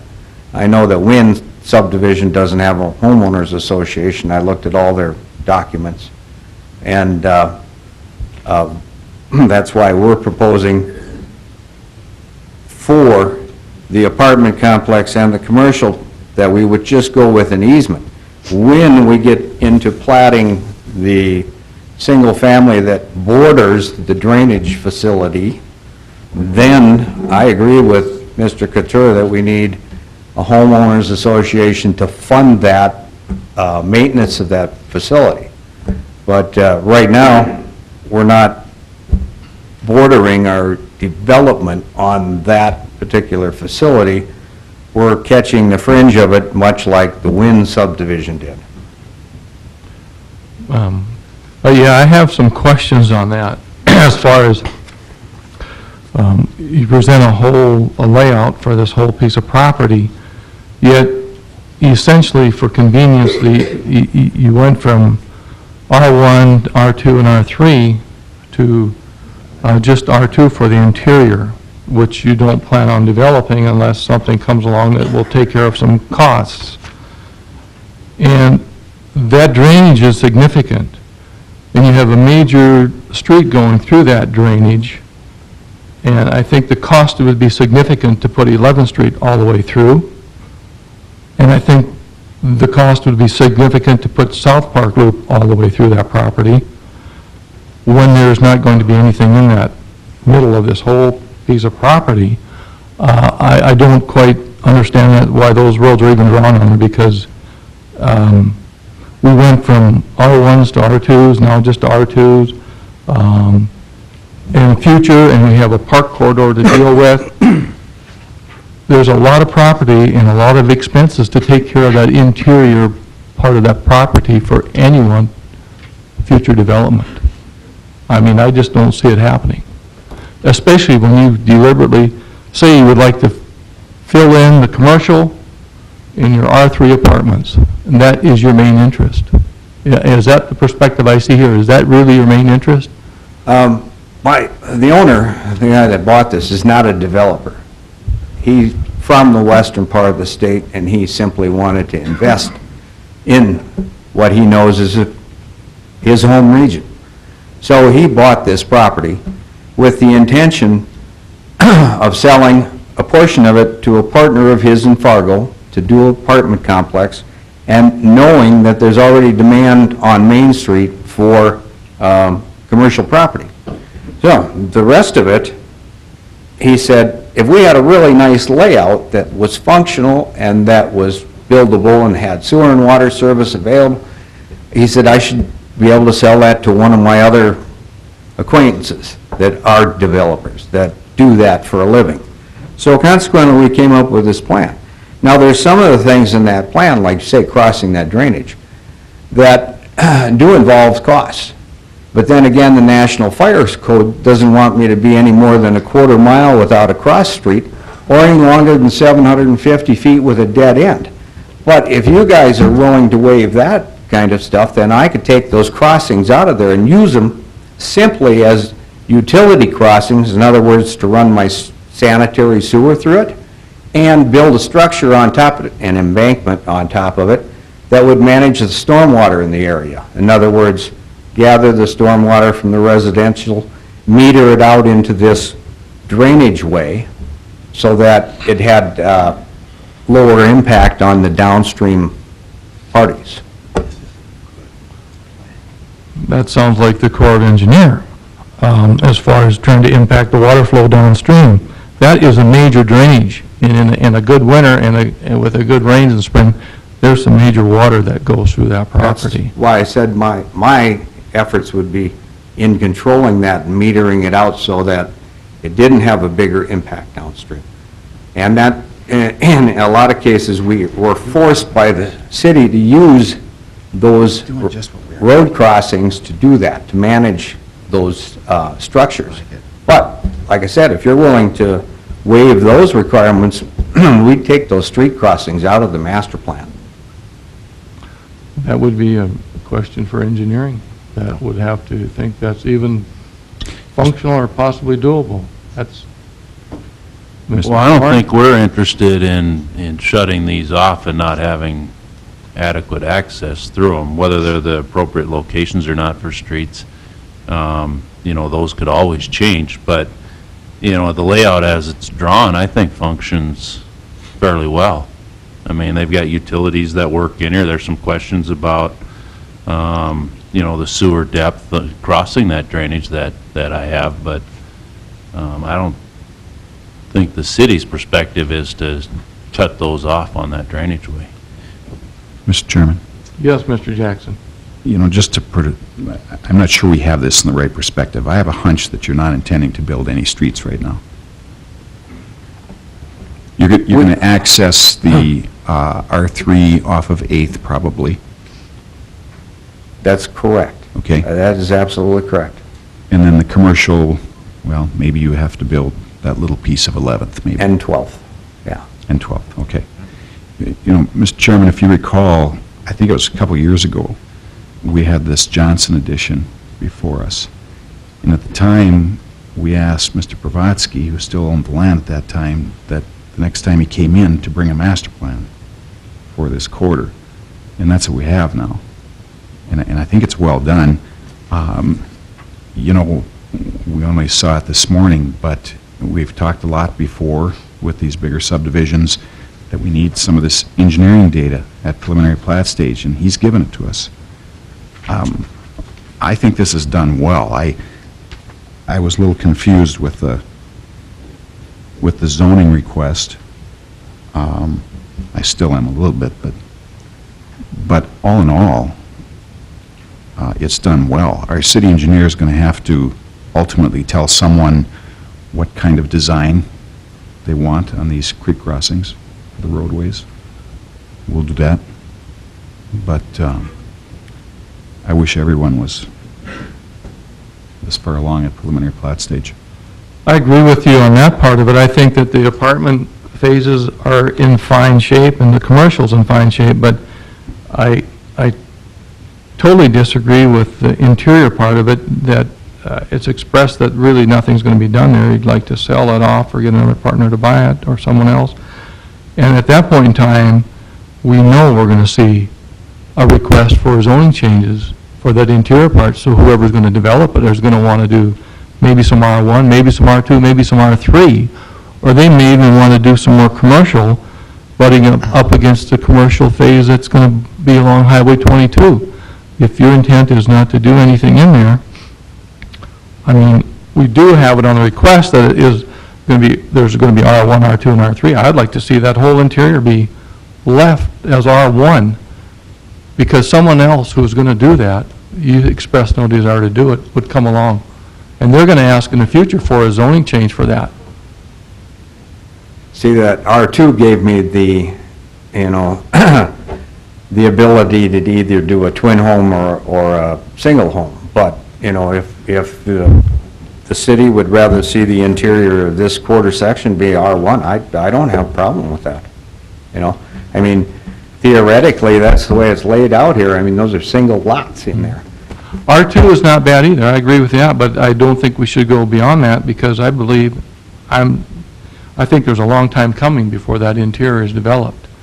And that, whoever does that is going to ask for requests to have things changed. We don't know if it's going to be a long time coming, or if next year or the following year, but we do know it's not going to be this summer, you know? So consequently, you know, my owner, my client is trying to nail down the things that he can handle for this year. And he knows that if someone comes along and wants to do a single-family subdivision addition inside of this quarter section, then he's going to be the guy. And he will be back with a plat, and, you know, if we zone it all R1, then maybe you won't see another zoning change request, but you will see a plat on that parcel, but it might be next year. That's what I think it's going to be down the road a ways. Any other questions or comments? Mr. Corton? You know, based upon what has been said, my main concern about the interior of that would be, you know, if we come through in final plat, you know, the commercial general commercial and the apartments, the two fringe areas on the east and west side, and they're in the park area, and the park corridor is established as being an easement, but if that's going to be integrated somehow, some way with those developments, and that issue has to be resolved at final plat. Otherwise, there's no way to get back to them, because they're going to sell this property, we'll have a new landowner. So if they're not going to be part of the trail system or anything other than saying that you're within a floodplain and you cannot develop, or they will not develop within it, then I'm okay with that. But if they're going to be somehow integrated in the overall concept with the trail system, then that issue has to be resolved at final plat, because these lots will be sold subsequently, and then you're never going to be able to get that issue resolved. So that issue has to be resolved. And if they could submit that, and we could take care of that at final plat. The other requirements that I have could be addressed. A development agreement could just be doing the portions that they've provided, and we can go from there. I guess the question for me is, I just want to make sure from Mr. Patience, is that the interior, this is for preliminary plat, so the lots that you show, the road configurations, is what we're approving today with the interior. They could always come back and amend it, but that's how you're proposing it as of today, or is the interior designed to be one lot? No, I think it should end up in this fashion. Good. Sometime in the future. Okay. And I'm okay with that, as long as, you know, city staff is the rest, as long as we have the time to be able to review everything before the next meeting, so. Any other comments or questions? So, is there a responsibility, Mr. Soren, for the city to provide that those roads are going across that property, east to west, are left in or have to be a certain place? You feel there's access to all these others on the phases of the apartment and the commercial, that accessibility to those properties is sufficient, that there's no need to have anyone put a road in now crossing the property, but the easement should be there, intended at some point there's going to be an easement? Because I'd really feel in the future, these roads and drawings, they're going to all change on the interior of this property. Well, they potentially could, you know, and maybe I'm a little confused as to your question a little bit, but right now we're looking at a preliminary, and when that final comes in and how much of this is part of the final, I believe it's going to be the R3 and the commercial. Those streets are already going to be there, and you're going to see how the preliminary plan ties those together. So when they come for a final on the interior, at that point, if they've changed the street layout, then we're going to have to make sure the connections are still there and it still functions the same way it was originally intended, and that you know, the infrastructure works appropriately. One of the questions I do have, I guess, to how I think this is going is the commercial side over here and the infrastructure that they're going to deal with. And I was going to ask those questions when we got to the plat side of it, but you know, they show the sewer. Is that going to be put in as part of this to provide, you know, water and sewer to that commercial section that's planning to be brought forward as a final plat? You know, if that is the case and it has to go, then you've defined that road by some of those utilities having to be in place up front. But, you know, when they come to final that interior, if these layouts change, that's when we have to make sure they still function the way the plat in front of you today intended it to work. Does that answer your question, or? It does. It does answer it, that you feel that the responsibility of the city is such that you can deal with it, and that's on the rezoning issues and on the accessibility through that property from east to west, and the properties that look like they're in order, the west boundary and the east boundary where the apartments and the commercial are going to be, is fine. Right. That as long as somewhere in that, unless we want to define those today precisely on the rezone, which is we're on, then we're going to go to preliminary vet. But I think when you look at the plat and the preliminary, you are defining them as are presented right here. Okay. If you approve the preliminary, that is establishing this is the layout that is accepted. Because you are looking at a preliminary plat today, I believe, for this whole quarter. We will. The next item will be the preliminary plat. Right now, we're on the rezoning. And I'd like to see a definite on the rezone for the interior of R1 or R2, if the commission accepts it, if that's acceptable. But that with the understanding that the city's satisfied with the property being accessible by a road east and west. And that expense is not going to be met by the city, but by the developer that's going to be coming down the road. And that expectation must be there, that they have to do that. Well, to answer that question, you know, the expectation on all developments is the infrastructure costs are the burden of the developer. Mm-hmm. So as they do the interior part and the development of that burden is going to be on the developer to do. They'll have to provide the design of the drainage way to make sure they're not negatively impacting that and increasing the 100-year floodplains on the properties downstream or upstream from it, and to make sure that the channel still works as it was originally intended. And yes, there is going to be probably additional costs there with some structures that have to be in place, whether that's pipes or, you know, probably be able to handle it with a series of pipes through that drainage way. Thank you, Mr. Soren. Any other comments or questions from Mr. Patience?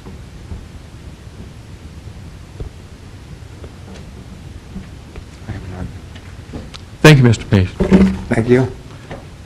At this time, I'd ask if there's anyone in the public who would like to make comment on this rezoning request. Please feel free to come forward. I'm Sean Rolls, Centennial Development. We are the largest adjacent property owner to the south, and, we've been working together. We are very comfortable with their open, undefined, is it R1, is it R2 in the center? I understand how difficult it can be to develop a big 90-some 100-acre piece, in that you want to know a big picture, but as soon as they start saying the roads will go here, the lots will go here, and then a homeowners association, then it's all of a sudden, well, we're really defining it, and they're trying to say to be defined in the future. And as a property owner who's working with them for utilities and road connections and stuff, all of our concerns are addressed, and we think it's a good plan, and we are working with them very well. Thanks. Thank you. Anyone else in the public wish to make comment? Please feel free to come forward.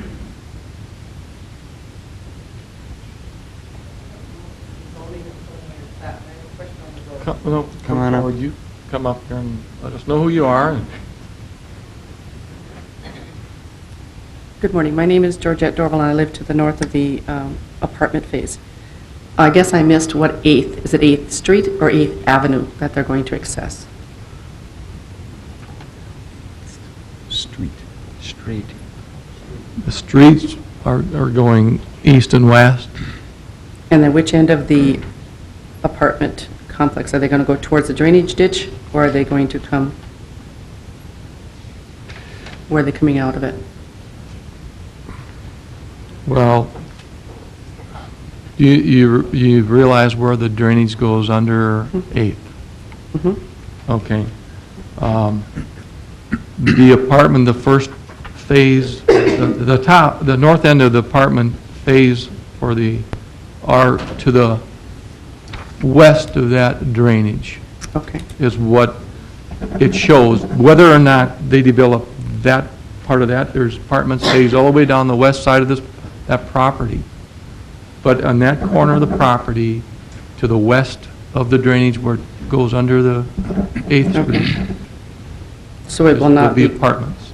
It will not be on 8th Avenue and then back in like they show off of States. It'll be just coming out from the north.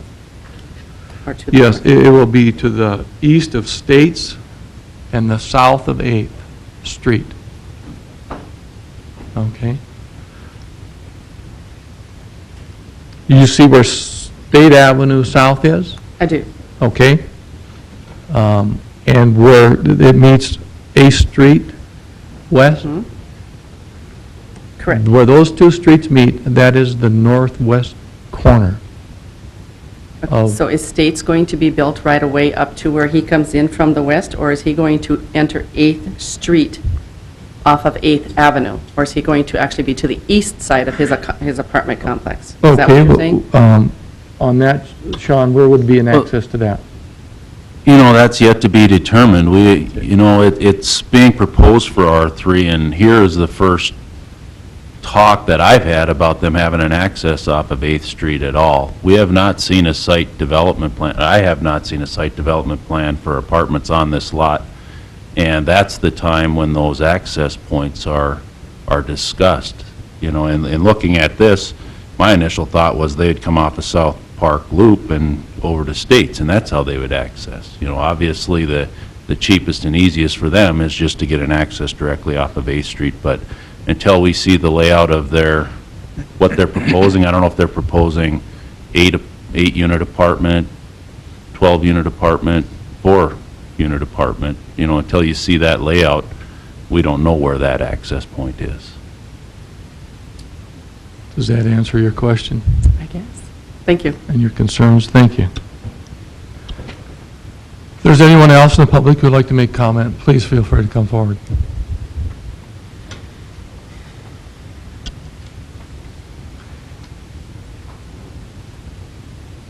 Anyone else in the public like to make comment? commission wish to make further comment on this? Just a clarification, Mr. Soren, so that it's not a given right now that they're coming off of A Street then, at this point? Well, I guess in my mind, no, it's not a given. I mean, I haven't seen any plans or even had requests to even look at that, so.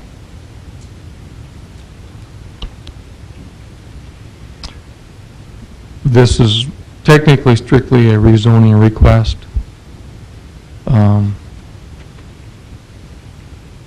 Accessibility to the properties, like Mr. Soren says, has not been determined. And I'd ask, Mr. Corton, have you seen any further descriptions of what they would like to do as far as accessibility? No, that has not been presented at this point. They're just proposing a preliminary plat and rezone for that. Based upon their submittal, if they can get a complete submittal for final plat for the apartment phase, then their legal description would be consistent with that. Otherwise, they would need to have a definitive meets and bounds description. A description that they have is woefully inadequate for a rezone. It need to be a definitive meets and bounds description, or they need to have their final plat concurrent with their rezone. Thank you. Any other comments? Any other questions?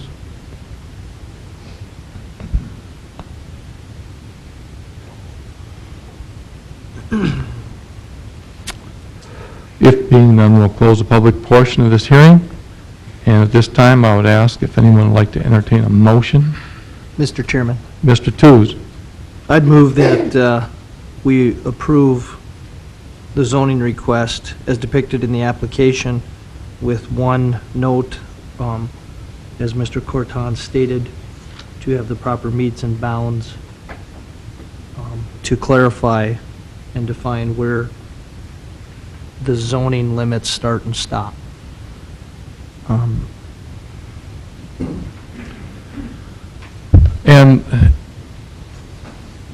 And I would like for clarification, Mr. Colling. This was originally presented as a change from R1, a change from AG to GC, R1, R2, and R3. That's what it was published. What is this?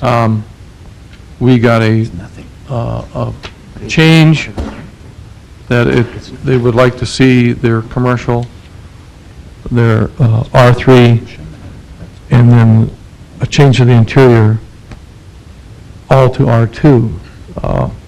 I looked hard to find an R1 on the new. Is that okay if it says this is going to be R2? There will, that motion? Mr. Chairman, as I understand, the application is for an R2 zone. That's what you would be approving for the interior portion of this. Okay. Is there a second? I'll second that. There's been a second by Mr. Elkins. Any further discussion? Being none, all those in favor of the motion signify by saying aye. Aye. Aye. Opposed? Motion carried. Thank you, Mr. Patient. At this time, we have item 8. It's a preliminary plat. It's to consider a preliminary plat for the South Park addition situated in the northeast quarter of Section 16, Township 139 North, Range 96 West.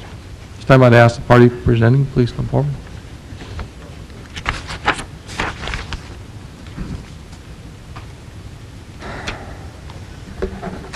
Commissioners, I would simply ask if you have any questions regarding my proposed preliminary plat, and then I'd coordinate any of my future efforts with your city planners regarding my submittals and as far as the utilities, of course, I'd talk to your city engineer about that in the future. Any questions for Mr. Patience at this time? Comments? Mr. Tews. Mr. Chairman, Mr. Patience, with the commercial property on Highway 22 and that being in your first or second phase, where would you service the sewer? I'm happy to see that we have the elevations, but how would you service the sewer back? Would you have to do that line on South Park Loop? Well, I've found a couple of options, of course, in there, and no matter what I do, that the north lot, the north two lots, I'd have to say, yeah, those two building areas north of 11th Street, I definitely need to raise those up in order to, first of all, get them above the water table. That area down there is a concern. So the area that's outside of the designated floodplain area, of course, I'd like to raise that up so that it was adequate. And then, when you say the sanitary sewer, I actually do have a couple options. I can come from the existing sewer on A Street and come south and east, either by the South Park Loop or by future 11th Street, and actually reach that area, provided I raise it up. Now, that's a lot of sanitary sewer to put in place for, for one or two, especially for the first business. The other option that I would have to consider is that the Centennial Park people are proposing a lift station on the north end of their property, which would be the south end of this property. So if I was to put a business in there that didn't have a lot of use, in other words, not a restaurant, but for instance, just a little shop of some kind that needed a bathroom or two, then I think I'd be inclined to recommend to them that they put in a interior pumping sanitary sewer system and a like 1.25 inch line down the future roadway and use the system that Centennial's going to be. Either way, I have those two options, and either way, again, like I said, I'd have to run those by your city engineer, and of course, it's always a matter of cost. I know I can do that little injector system for under $10,000. I know that a quarter mile of sanitary or half mile sanitary sewer is probably going to cost me about $60 a running foot to put it in, so, it's just a matter of doing the numbers. Thank you. Mr. Soren, do you have any comment on that? Or is that, you've already looked at what adequate sewer would be for there? I don't have any additional comments. It is a question, and at least they're thinking about it. The real question was, I know the layout here, and he didn't show how he was serving that commercial, so that was the question I had up front, was is he planning to do that? Because I believe the commercial is a phase coming before the rest of it. Just don't think we're interested in looking at a septic system in this area, so. Right. Thank you, Mr. Soren. Any other comments or questions? Mr. Chairman. Mr. Jackson. Just a couple of detail things. We're still showing the utility easements in the front yards. We talked about that last month. I realize we can finalize that at the final plat stage, but personally, I just really prefer to see those in the backyards, so we don't have pedestals and whatnot along the sidewalk. And then the second thing,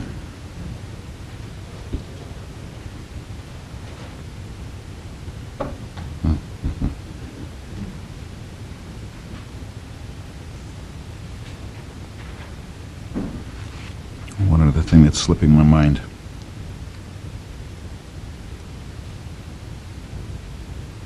Oh, the creek property.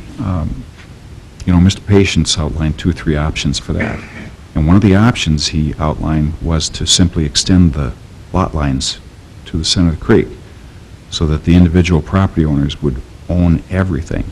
Now, there's really pros and cons to that, but I just think that's something our staff should think about as a policy. Generally, we've got all kinds of things like this around town, and I don't think we have to answer it today, but we just need some direction as a city as to how we're going to handle those. And Mr. Corton, you have thoughts on that? Yes, I am adamantly opposed against that. That never works out well. Property owners will mow into wetland areas, saying it's their lot, they'll put fences, they'll develop in it. If an area is a critical area, then the lot lines need to stop before it. Otherwise, there will be that natural intrusion into that area because people will not be aware or they won't care one way or the other.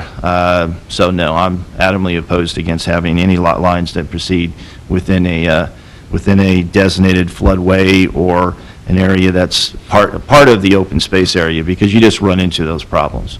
It needs to be separated from the lots. Do we have that now? Do we have lots going into designated floodways now? So how do we handle that? Those are existing, and that always becomes an enforcement issue. And when somebody comes in and puts up a fence, either doesn't get a permit or puts up a fence or mows an area that's supposed to be part of it, or blocks or puts some obstruction within that becomes a problem down the road, and it just becomes an enforcement issue. I'm referring to this specific plat. On this particular one here, they have, and it's difficult to tell, will come to the final plat stage, that they'll have to be outside of, they're going to have to definitely define where their park corridor is going to be. They're going to have to show, as part of their final plat in the interior of that, where that floodway is at. The lot lines definitely have to be outside the floodway, because you're not going to have any buildings within it. I'm open to, having some of those lines, depending on how they do it, be within it if it's part of the floodplain, but if their open space area is going to be separated from that for some reason, we'll have to look at it. But, this is preliminary, the final plat and all that, and will have to be addressed. And that's one of my quandaries is, we're at preliminary, and that area should be definitely defined, and the homeowners association should be the mechanism to fund that and ensure that those are in compliance. That's something for you to look at and to see if you want to have that area definitely taken care of before we issue any final plats for it. The two areas that they're proposing for final plats to the west and east are not going to necessarily be associated with it, except the commercial property that I see on the east side. And if they designate those as non-buildable within that, then that will take care of that issue. Otherwise, if that's supposed to be part of the overall trail system that they're proposing, then that needs to be addressed before we issue the final plat. So they'll either have to remove it, or if they include it, then that issue has to be resolved the final plat. Because as soon as the final plat's done, those lots are going to be sold, you can have different owners, and you're not going to be able to get that continuity for it. Mr. Tooze. Mr. Chairman, Mr. Patience, I know you have an extensive amount of experience dealing with Lakewood, and the Misty Waters developments in Bismarck all have extensive waterways. And Mr. Kern, I know you did that too. What is your experience? What did you do there in Mandan and Bismarck? Did they do it under HOAs, or did they do it? Well, I have to agree with your city planner in that case. The biggest thing is to keep the people out of it.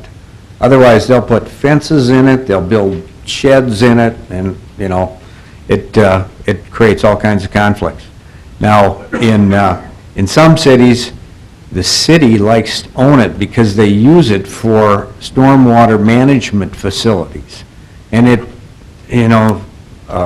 city government, there's some city governments that like to control as much of the utilities, which includes sewer, water, and storm water. And I believe that's because of the federal regulations that are involved, the EPA regulations. So consequently, in Bismarck, for instance, they chose to acquire the corridors through subdivisions like this. And we're not talking federal waters, so we're not talking water off the Missouri River or anything. We're talking just waterways that eventually dump into major rivers or streams.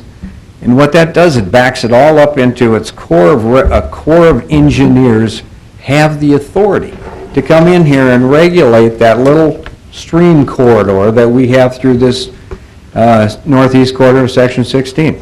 They have complete authority because it dumps into the river. And so consequently, in some cases, the city wants possession of those.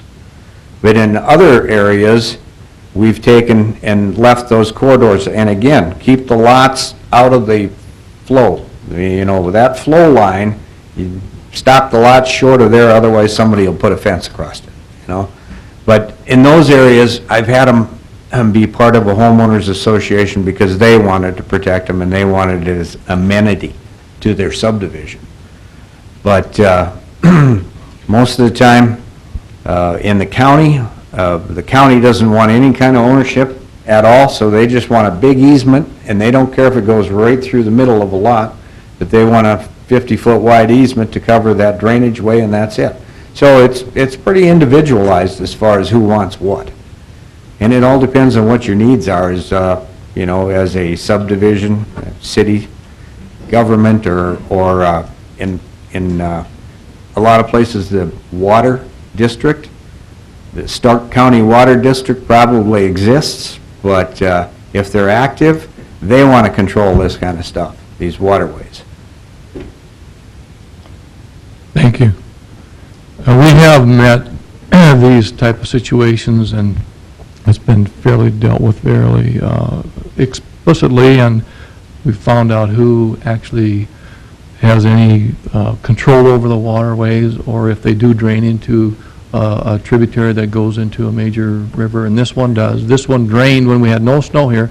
This was draining. If you would continue on across the north, across 8th Street, it drained for weeks. It was running through. It's a very nice drainage, actually, what they have there, but that consideration must be taken, and it brings me to a question that I have for Mr. Colling this time. When we did the previous item, agenda item, without exception, we did the rezoning request with no stipulation in there whatsoever for this corridor. We didn't identify specifically that particular piece of property. We talked about the whole piece of property going to R2, R3, CC, GC. Do we need to identify that? Or are we taking it for granted that that is going to be taken care of? You're talking about the park corridor lot? Yes, I'm talking about the drainage, call it whatever. But it specifically hasn't been identified because we have asked the question, are these lots going to extend into that property? Are the homeowners going to have that property with an easement on it? But yet we did say no, so we took it for granted that that drainage could be R2. Mr. Corton alluded that the fact, no, we don't want to get into property owners extending their property into a drainage, but we didn't specify that on the rezoning. Well, you do have a preliminary plat in front of you that does identify the corridor and does identify lot lines. That's what you'd be approving if you approve this plat, so it is identified in the preliminary. So what designation should we zone that? Bordering the R2s? I don't think you would zone it as anything other than agricultural as it is now. There's no requirement to zone that in any particular manner, unless Mr. Corton thinks differently, but I don't. If I'm understanding your question correctly, Mr. Chairman, that we're referring to this specific one and jurisdictional issues and enforcement and the rest. Right. You know, those are codes that go over all zones. So I don't think that we need to do anything per se for that. Okay, because you objected to furthering going on with the property owners. The property lines go into the center of these drainage areas, yes, because the property owners having an easement. But that will be taken care of. That's not necessarily a zoning issue. It's the plat where those rear property lines would extend, and that will be clarified on the final plat area. Final plat with respect to their whole open space plan. I'll look at that as a staff and see if that makes sense. If we feel that based upon the activity and so forth that they need to be further, that these boundaries need to change, then I will recommend that as part of the final plat. But that issue, I feel comfortable, can be corrected at the final plat stage, not at the preliminary at this point. If that gives you assurance. Yeah, I feel that's an important issue that Yes. that should be, because basically we said everything in theory here R2, and potentially the lots could go to the center of that drainage. They're not showing it that way, and this is a general depiction of what you have. It's not set in stone. They haven't staked it in the rest, and I've, whenever I get there, whenever they submit a final plat for the interior portion of that, we'll look at those exact lot lines and how they overlay with their proposed open space trail system. And then from there, I could provide you the recommendation if we agree or disagree. It doesn't make sense if you have a trail system to have a trail easement going through somebody's property, because they're going to, that's a problem. Obviously, you'd want to have that outside of the property line to resolve that issue, so you don't have a fence put up there or a structure or whatever. So those issues will be taken care of whenever they submit their final plat, and I could overlay all that together. I feel comfortable with being able to take care of that. If that's your question, do you feel the staff has the assurance that we'll take care of that, then I feel comfortable with it. That is, I believe that drainage should be taken care of. And I have just a comment on that. Like I said, the Corps of Engineers actually has authority on that. So one thing I don't want to do as a developer is go in there and disrupt the flow or the capacity of that stream. But yet, the Corps and FEMA both have regulations on how I can recover, in other words, fill part of the floodplain adjoining that stream and modify my building areas. So there is latitude there for both the developer, and yet there's still protection for the city because of the authorities that actually have control of that entity. That's what I'm concerned about, the latitude. I'm quite familiar with what the Corps does, and I actually am quite familiar with what they do with small drainages that lead into big rivers. I happen to live in a place that drained into the Susquehanna River, which is a major tributary for the Chesapeake Bay. And there was an extreme concern about pollution, especially fertilizers also going into any tributaries going into the bay. And I think there's essential that this wetlands, this drainage be properly addressed, and that not any latitude be used to fill it in. I mean, I have a real concern about that, and I want to make sure we do this right.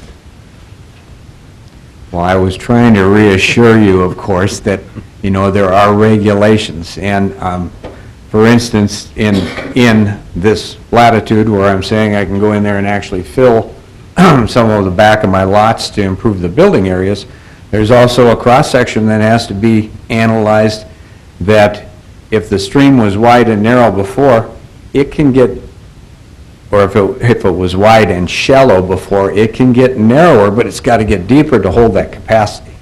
That's just an example of the guidelines that they give us to do this with. I'm looking for those assurances. Thank you. Any other questions or comments for Mr. Patience?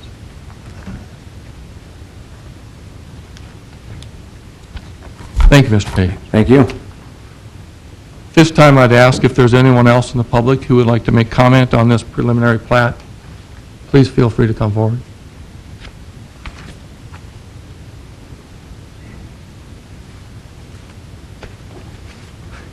Anyone from the commission wish to make comment? Mr. Chairman. Mr. Tews. I guess I'm comfortable with the plat, and I'm comfortable with the zoning if Sean and Ed are comfortable with how he's going to deal with the waterway.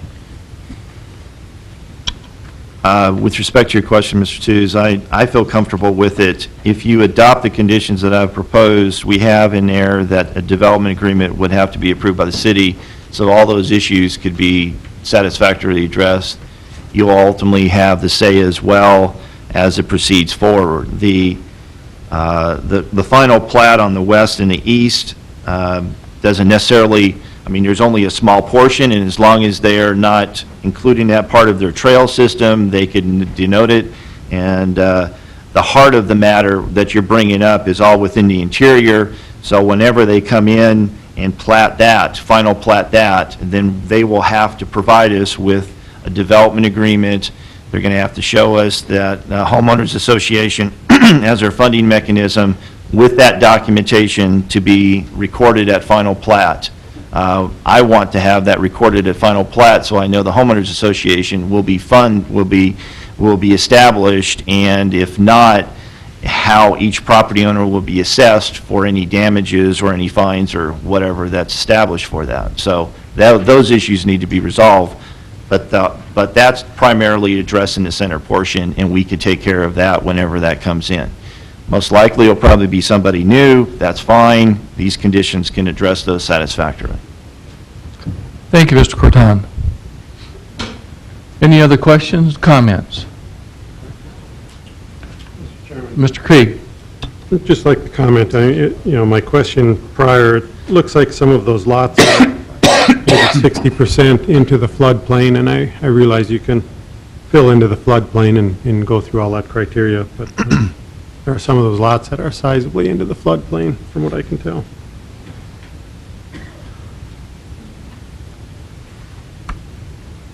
That will be cleaned up. That will be drawn appropriately, right? And again, Mr. Chairman, I do acknowledge that they can, they can have some potential to fill there. I just, it gets pretty sizable when you're 50 or 60% of the lot is in the floodplain right now. Mr. Soren, do you have any comment on that? Well, I guess I do have a couple of comments. Dealing with the floodplain is always a tricky situation. This part of the creek is not part of our area of town that has went through the whole designating the floodway versus floodplain. I don't believe so. They're going to have some challenges in putting some engineering together to see exactly where they can fill in and what they've got to keep open.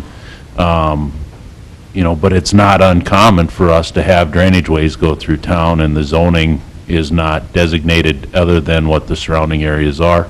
We just, through that floodplain ordinance that we have in place, through the Corps regulations that there are in place, we have to work through those issues on the development of this. We don't allow building in floodplains. They have to show that they can bring that out of the floodplain and make sure the structure's not within that. So we do have things in place currently to try and deal with those issues, because we do have drainages that we build along all over town. Sure.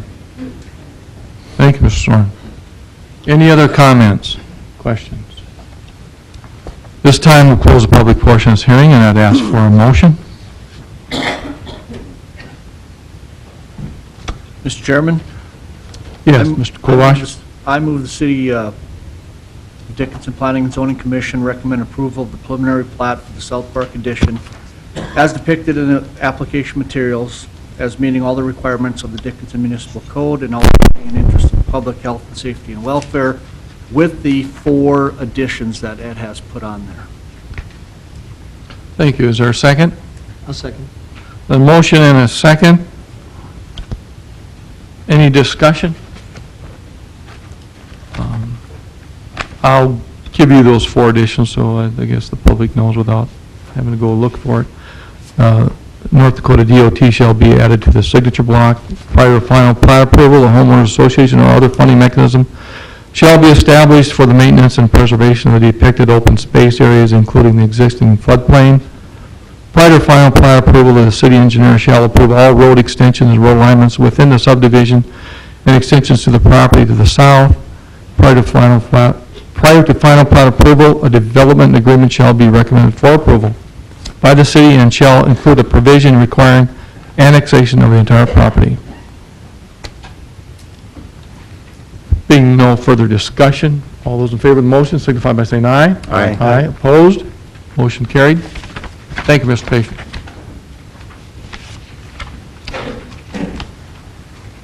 Just have one question. Rather than add the highway department to the signature block because of the, I don't know if you guys have had any experience with the highway department, but it takes a long time to get them. I'd rather do what they call a ratification, where they get a copy of the plat and they sign this ratification. It's a legal document that says that they consent to the plat and that it's correct.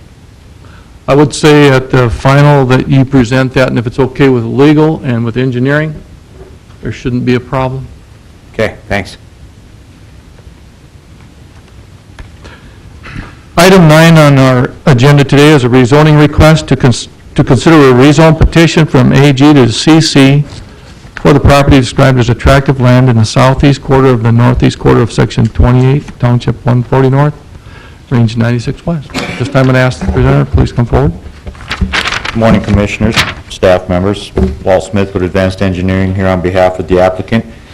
And if you remember, this zoning came in last month on your agenda. We requested that it be rezoned from ag to general commercial, and we've revised that request to CC. And I'm here to answer any questions you might have on it.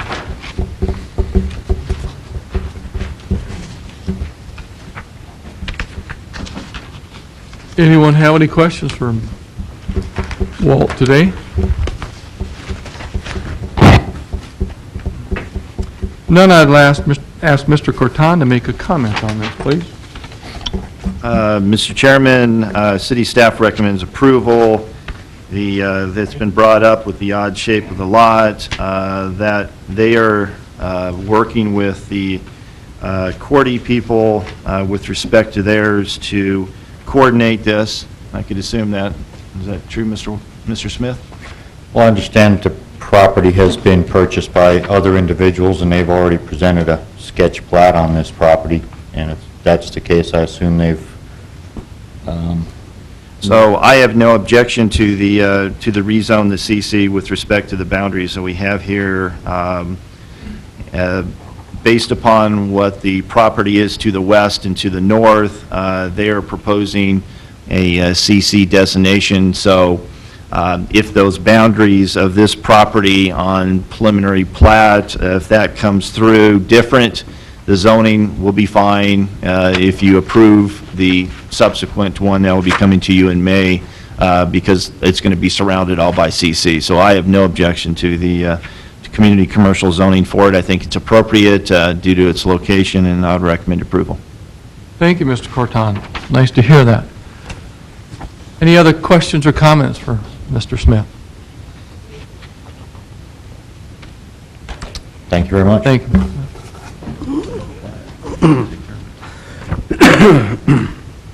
This time I'd ask if there's anyone in the public who would like to make comment.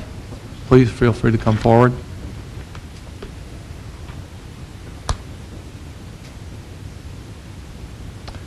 Any other comments from the commission? Being none, we'll close the public portion of this hearing.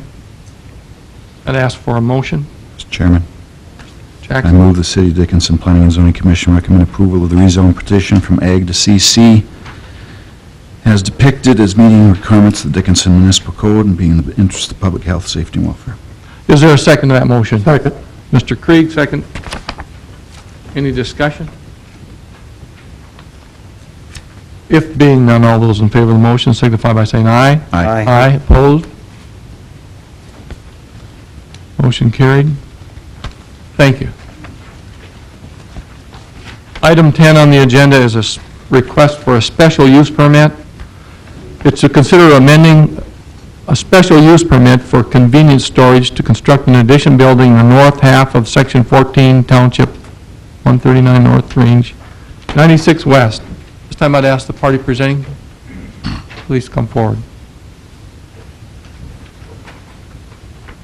Morning, Mr. Chairman.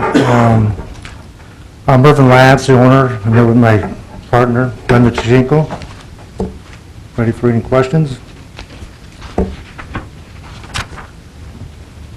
Any questions at this time for Mr. Lance? Anyone have any comments or questions on this? Mr. Chairman? Yes, Mr. Jackson. I remember when we approved your first building out there, we talked about paving, and that hasn't been done. Can you tell us about that? Paving around the Didn't we- building? Am I wrong? Didn't we talk about the need for pavement? Paving around the building, you mean? Yeah. I never remember that. Mr. Chairman, I would strongly advise Mr. Lance to look at his building permit. It was specified. I talked to you on several occasions. You had to have it paved. You also had to put landscaping in as well. I checked to see if you had a final certificate of occupancy on it. You do not have that. Are you currently in operations? Yes. Then you're in violation of the special use permit. I would, I submitted that, and I never got no answers back. that's for you to follow up. I did. Before you could, I'm not going to go in a back-to-back, but I will clarify the matter in writing, but just for you to be aware of, they have no certificate of occupancy. We've issued the building permit, and they have opened operations without that. I will be directing the building department to pursue enforcement actions with respect to that. Thank you, Mr. Corton. Any other comments or questions for Mr. Lance? I responded back twice, and I never got nothing back from you guys. Okay, at this point in time, do you have anything to add about your proposal today for your amending the special use permit?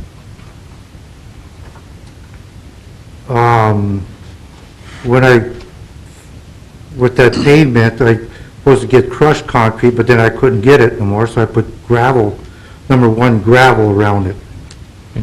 I'm asking about today's specifically. What are you asking? Do you have any comments you'd like to make about your proposal you've put in today? It's a well-needed small business I started.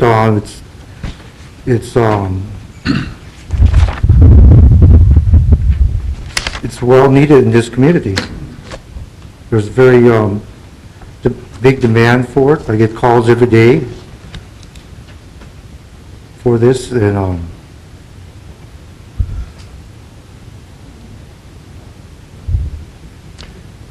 anyone else have any questions or comments for Mr. Lance?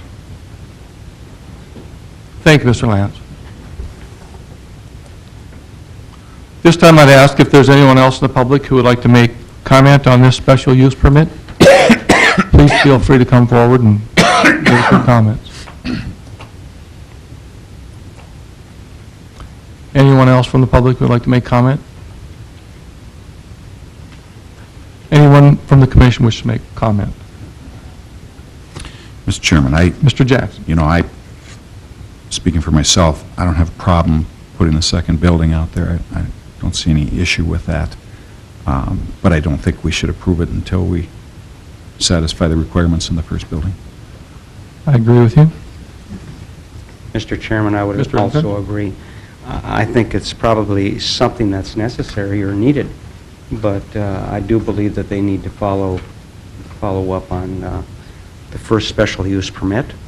And with that, I'm going to move that the Dickinson Dickinson Planning and Zoning Commission recommend denial of the special use permit for the expansion of a convenience storage facility as depicted in the materials as not meeting the requirements of the Dickinson Municipal Code and being contrary to the interest of the public health, safety, and welfare. Is there a second to that motion? Second. There's a second, Mr. Krieg, and we have closed public comment on this, so I'd ask, is there any discussion? Thank Mr. Corton for his diligence and his recommendation. All those in favor of the motion signify by saying aye. Aye. Aye. Opposed? Thank you for presenting, and you can visit with planning if you want to come back and meet the required recommendations. At this time, we have a rezoning request. Mr. Chairman, just to add to that last point, I will, for Mr. Lance, I'll outline that what they need to do to come into compliance. Essentially, they need to notify the city after they have paved the 25 feet around it, per the building permit and per the requirements of the code, and installed landscaping. They can get a certificate of occupancy. I'll give them a reasonable period of time to accommodate that. I know they're in operations now. To do that, to ensure that that is done within a reasonable period of time. So we'll forward a letter to him so he has that with his course of action to correct the measure, and then we'll go from there. Thank you very much for your comments, and I would like to add that, I mean, it's my feeling, and I think it's a feeling of the commission, that we are at a point where things cannot lapse. Can I say one more where thing? people just a second, I'm speaking. We need to be very diligent in following through on what is recommended, what is followed, and what is legal, and violations that are not in line with the code. We have to have enforcement of those, or essentially, whatever people want to do, they're going to do without following up. And I'm glad that Mr. Corton followed up on this issue. Mr. Lance, if you have a comment, go ahead. Okay, for one thing, I didn't know anything about, when they said, I never got, nothing noticed about following up. Make a comment that's not argumentative. And then for landscaping, they are putting underground wires through it, I couldn't landscape. Well, on both directions, so. Mr. Corton has opened the door for you to see him. Okay. So. Thank you. I would advise you to do that.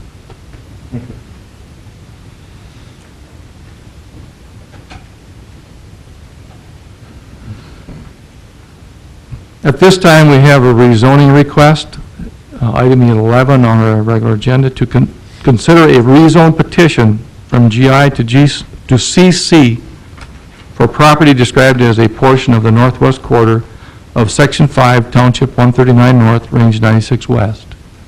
This time, I'd ask the party presenting, please come forward. Mr. Chairman, I am the party.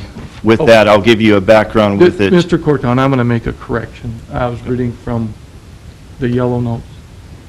Apologize. Okay.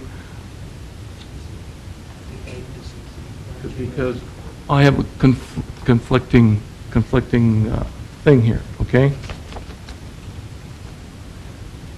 I'll let you go. Make it clear what we're doing here on this one. I've got two different notes.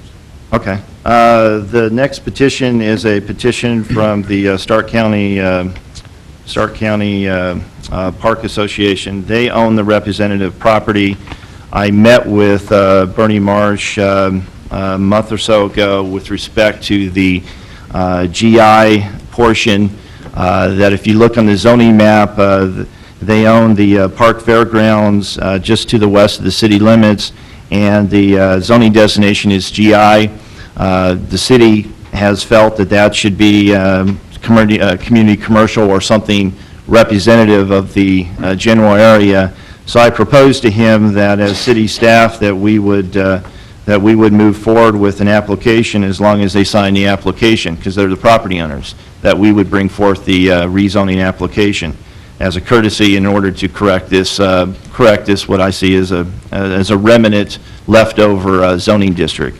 And they were in favor of it, so they have submitted their application to rezone it to community commercial, which is more representative of the development that Roars is doing to the east and also to the north. City staff recommends approval based upon that.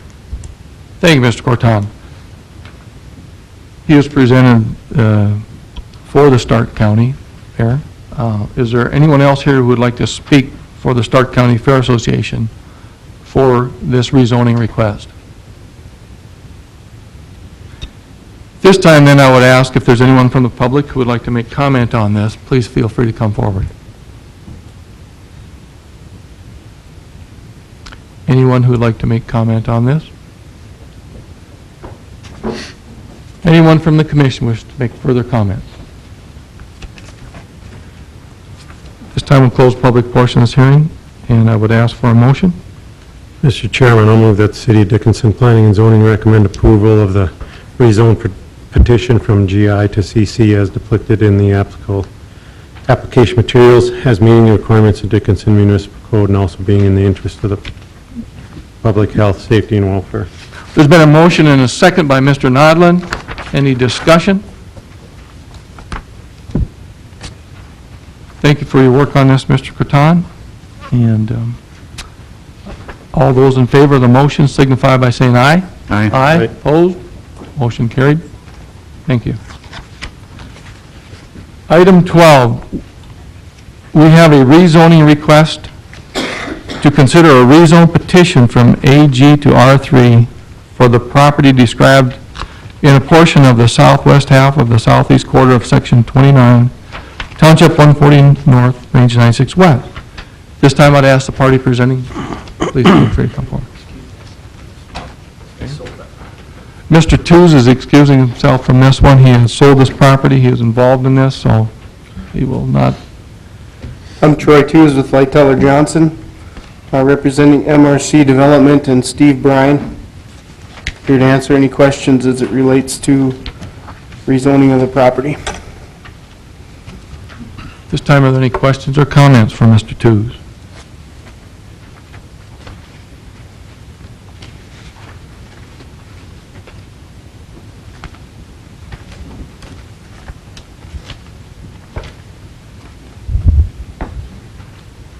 Thank you, Mr. Tews. Thank you.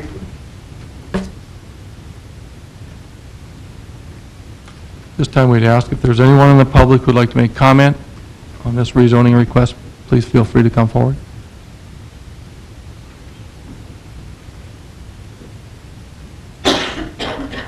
Anyone who would like to make comment, please feel free to come forward.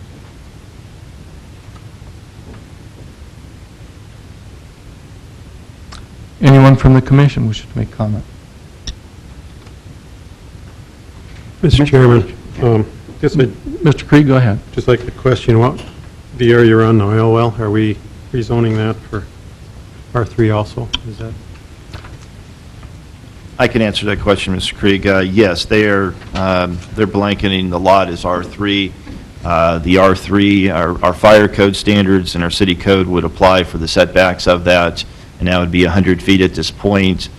Just for general information, we are looking at maybe increasing that to 300 and may provide an amendment to that very shortly to the City Commission. But that's yet to be determined, but we may be increasing that separation distance from an active well. Thank you, Mr. Croton. Any other comments or questions? Being none, we'll close the public portion of this hearing. At this time, I'd ask for a motion.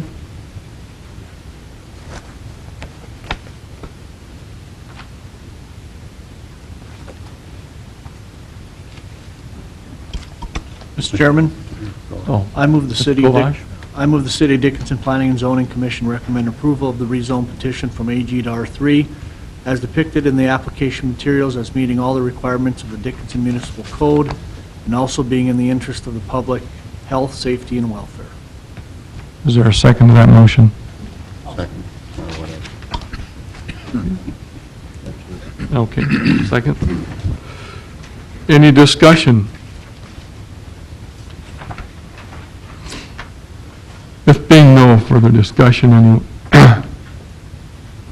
ask all those in favor of the motion to signify by saying aye. Aye. Aye, opposed? Motion carried. Thank you, Mr. Tews.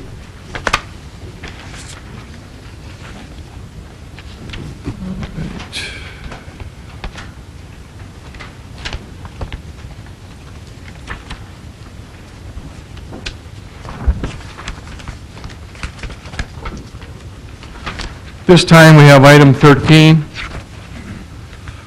the preliminary plat, to consider a preliminary plat for Decker Fourth subdivision, generally described as a tract of land located in the southwest quarter of Section 16, Township 139 North, Range 96 West.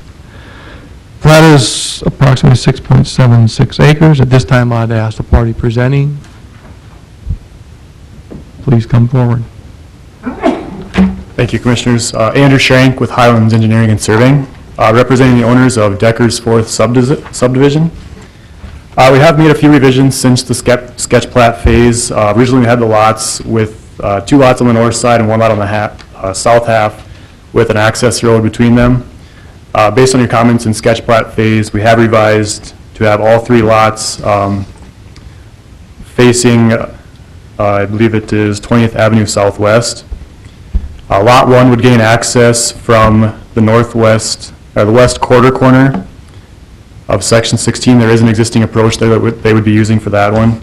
Lot 2, they would be building a new approach, and we have gotten approval from Al Heiser to place an approach there. And Lot 3 would be gaining access from 13th Street Southwest.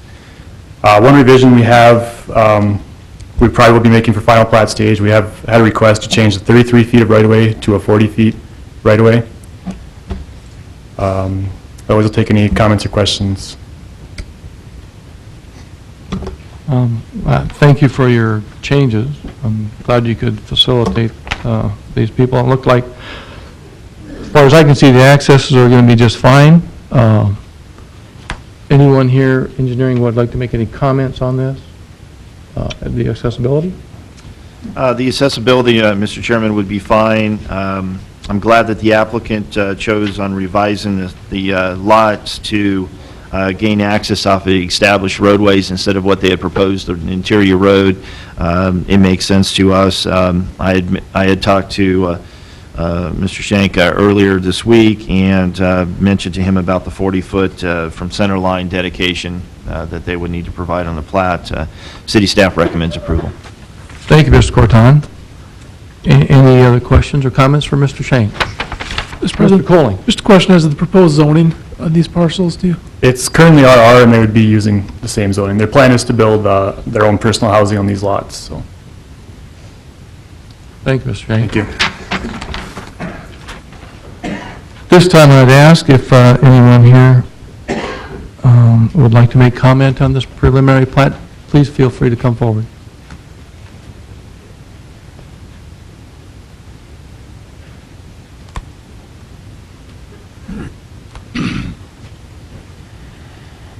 My name is Sylvia Olson, and I live exactly across the street on 13th Street. And my question, I was surprised that this would be held, in front of the Dickinson City Commission. Were we, did we become part of the city of Dickinson and I didn't know about it? You're within the zoning district of the city, yes you are.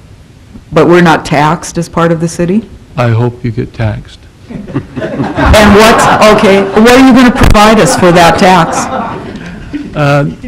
Probably some fire protection or who knows, but no, right, our zoning stretches out to our extraterritorial boundaries to 2 miles from the actual physical boundary of the city. So you are within our zoning jurisdiction. And that's anything that's a zoning change. Yeah. How long has it been that, I mean, has that been that way for a long time? Mr. Coley? Mr. President, extraterritorial zoning has been in place for a number of years. I don't know the exact date, but, I'm sorry?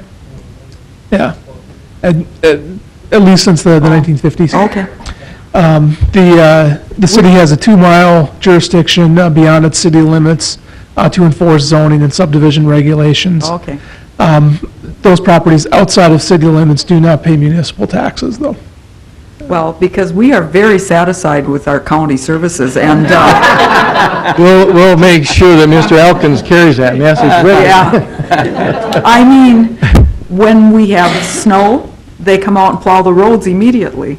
I don't think we would get that kind of service from the city. Mr. Heiser is very efficient. So, Yeah. okay. I just was Okay. wondering if you did something and we weren't told about it. Mr. Nodland maybe has a comment for you. Yeah, ma'am, I'm a prior county commissioner, and I live in the same as you do on the north end of Dickinson. I've been in the ET zoning it's probably been 15, 16 years. I think it's a welcome thing because the county zoning director doesn't have the time to do all the enforcement and work with this. Yes, there are some extra hoops that you have to go through, and I know the Decker boys aren't too happy with that, but that's what they have to do to go through with this. But it works for the city and the county to work together to help each other in that area. And yes, Mr. Heiser, Mr. Elkin, the county commissioner, they do take care of you. They take care of me very well. So, Okay. but it's a Okay, I was great just county. wondering if you did something and we weren't informed of it, that's all. Okay. Thank you for your nice comments. Is there anyone else who would like to make comment on this? Please feel free to come forward. I know. Any other comments from the commission? Good. At this time, we'll close the public portion of this hearing and ask for a motion. Mr. Chairman. Mr. Nodland. I move that City of Dickinson Planning and Zoning Commission recommend approval of the preliminary plot for Decker's Fourth subdivision as depicted in the application materials as meeting all the requirements of the Dickinson Municipal Code and also being in the interest of the public health, safety, and welfare, and the following additional requirements. Item one requirement, prior to final plot approval, a road dedication of 40 feet from the center line of the road shall be depicted along 20th Avenue Southwest. A second. There's been a second by Mr. Tooze. Any discussion? If being none, all those in favor of the motion signify by saying aye. Aye. Aye. Opposed? Motion carried. Thank you very much. Mr. Chairman, could we have a 5-minute break before we start on the next couple of agenda items? At this time, we will take a 5-minute break, but we will not be doing item 14 on the agenda will be removed, and we'll continue on after the break with item 15. Thank you.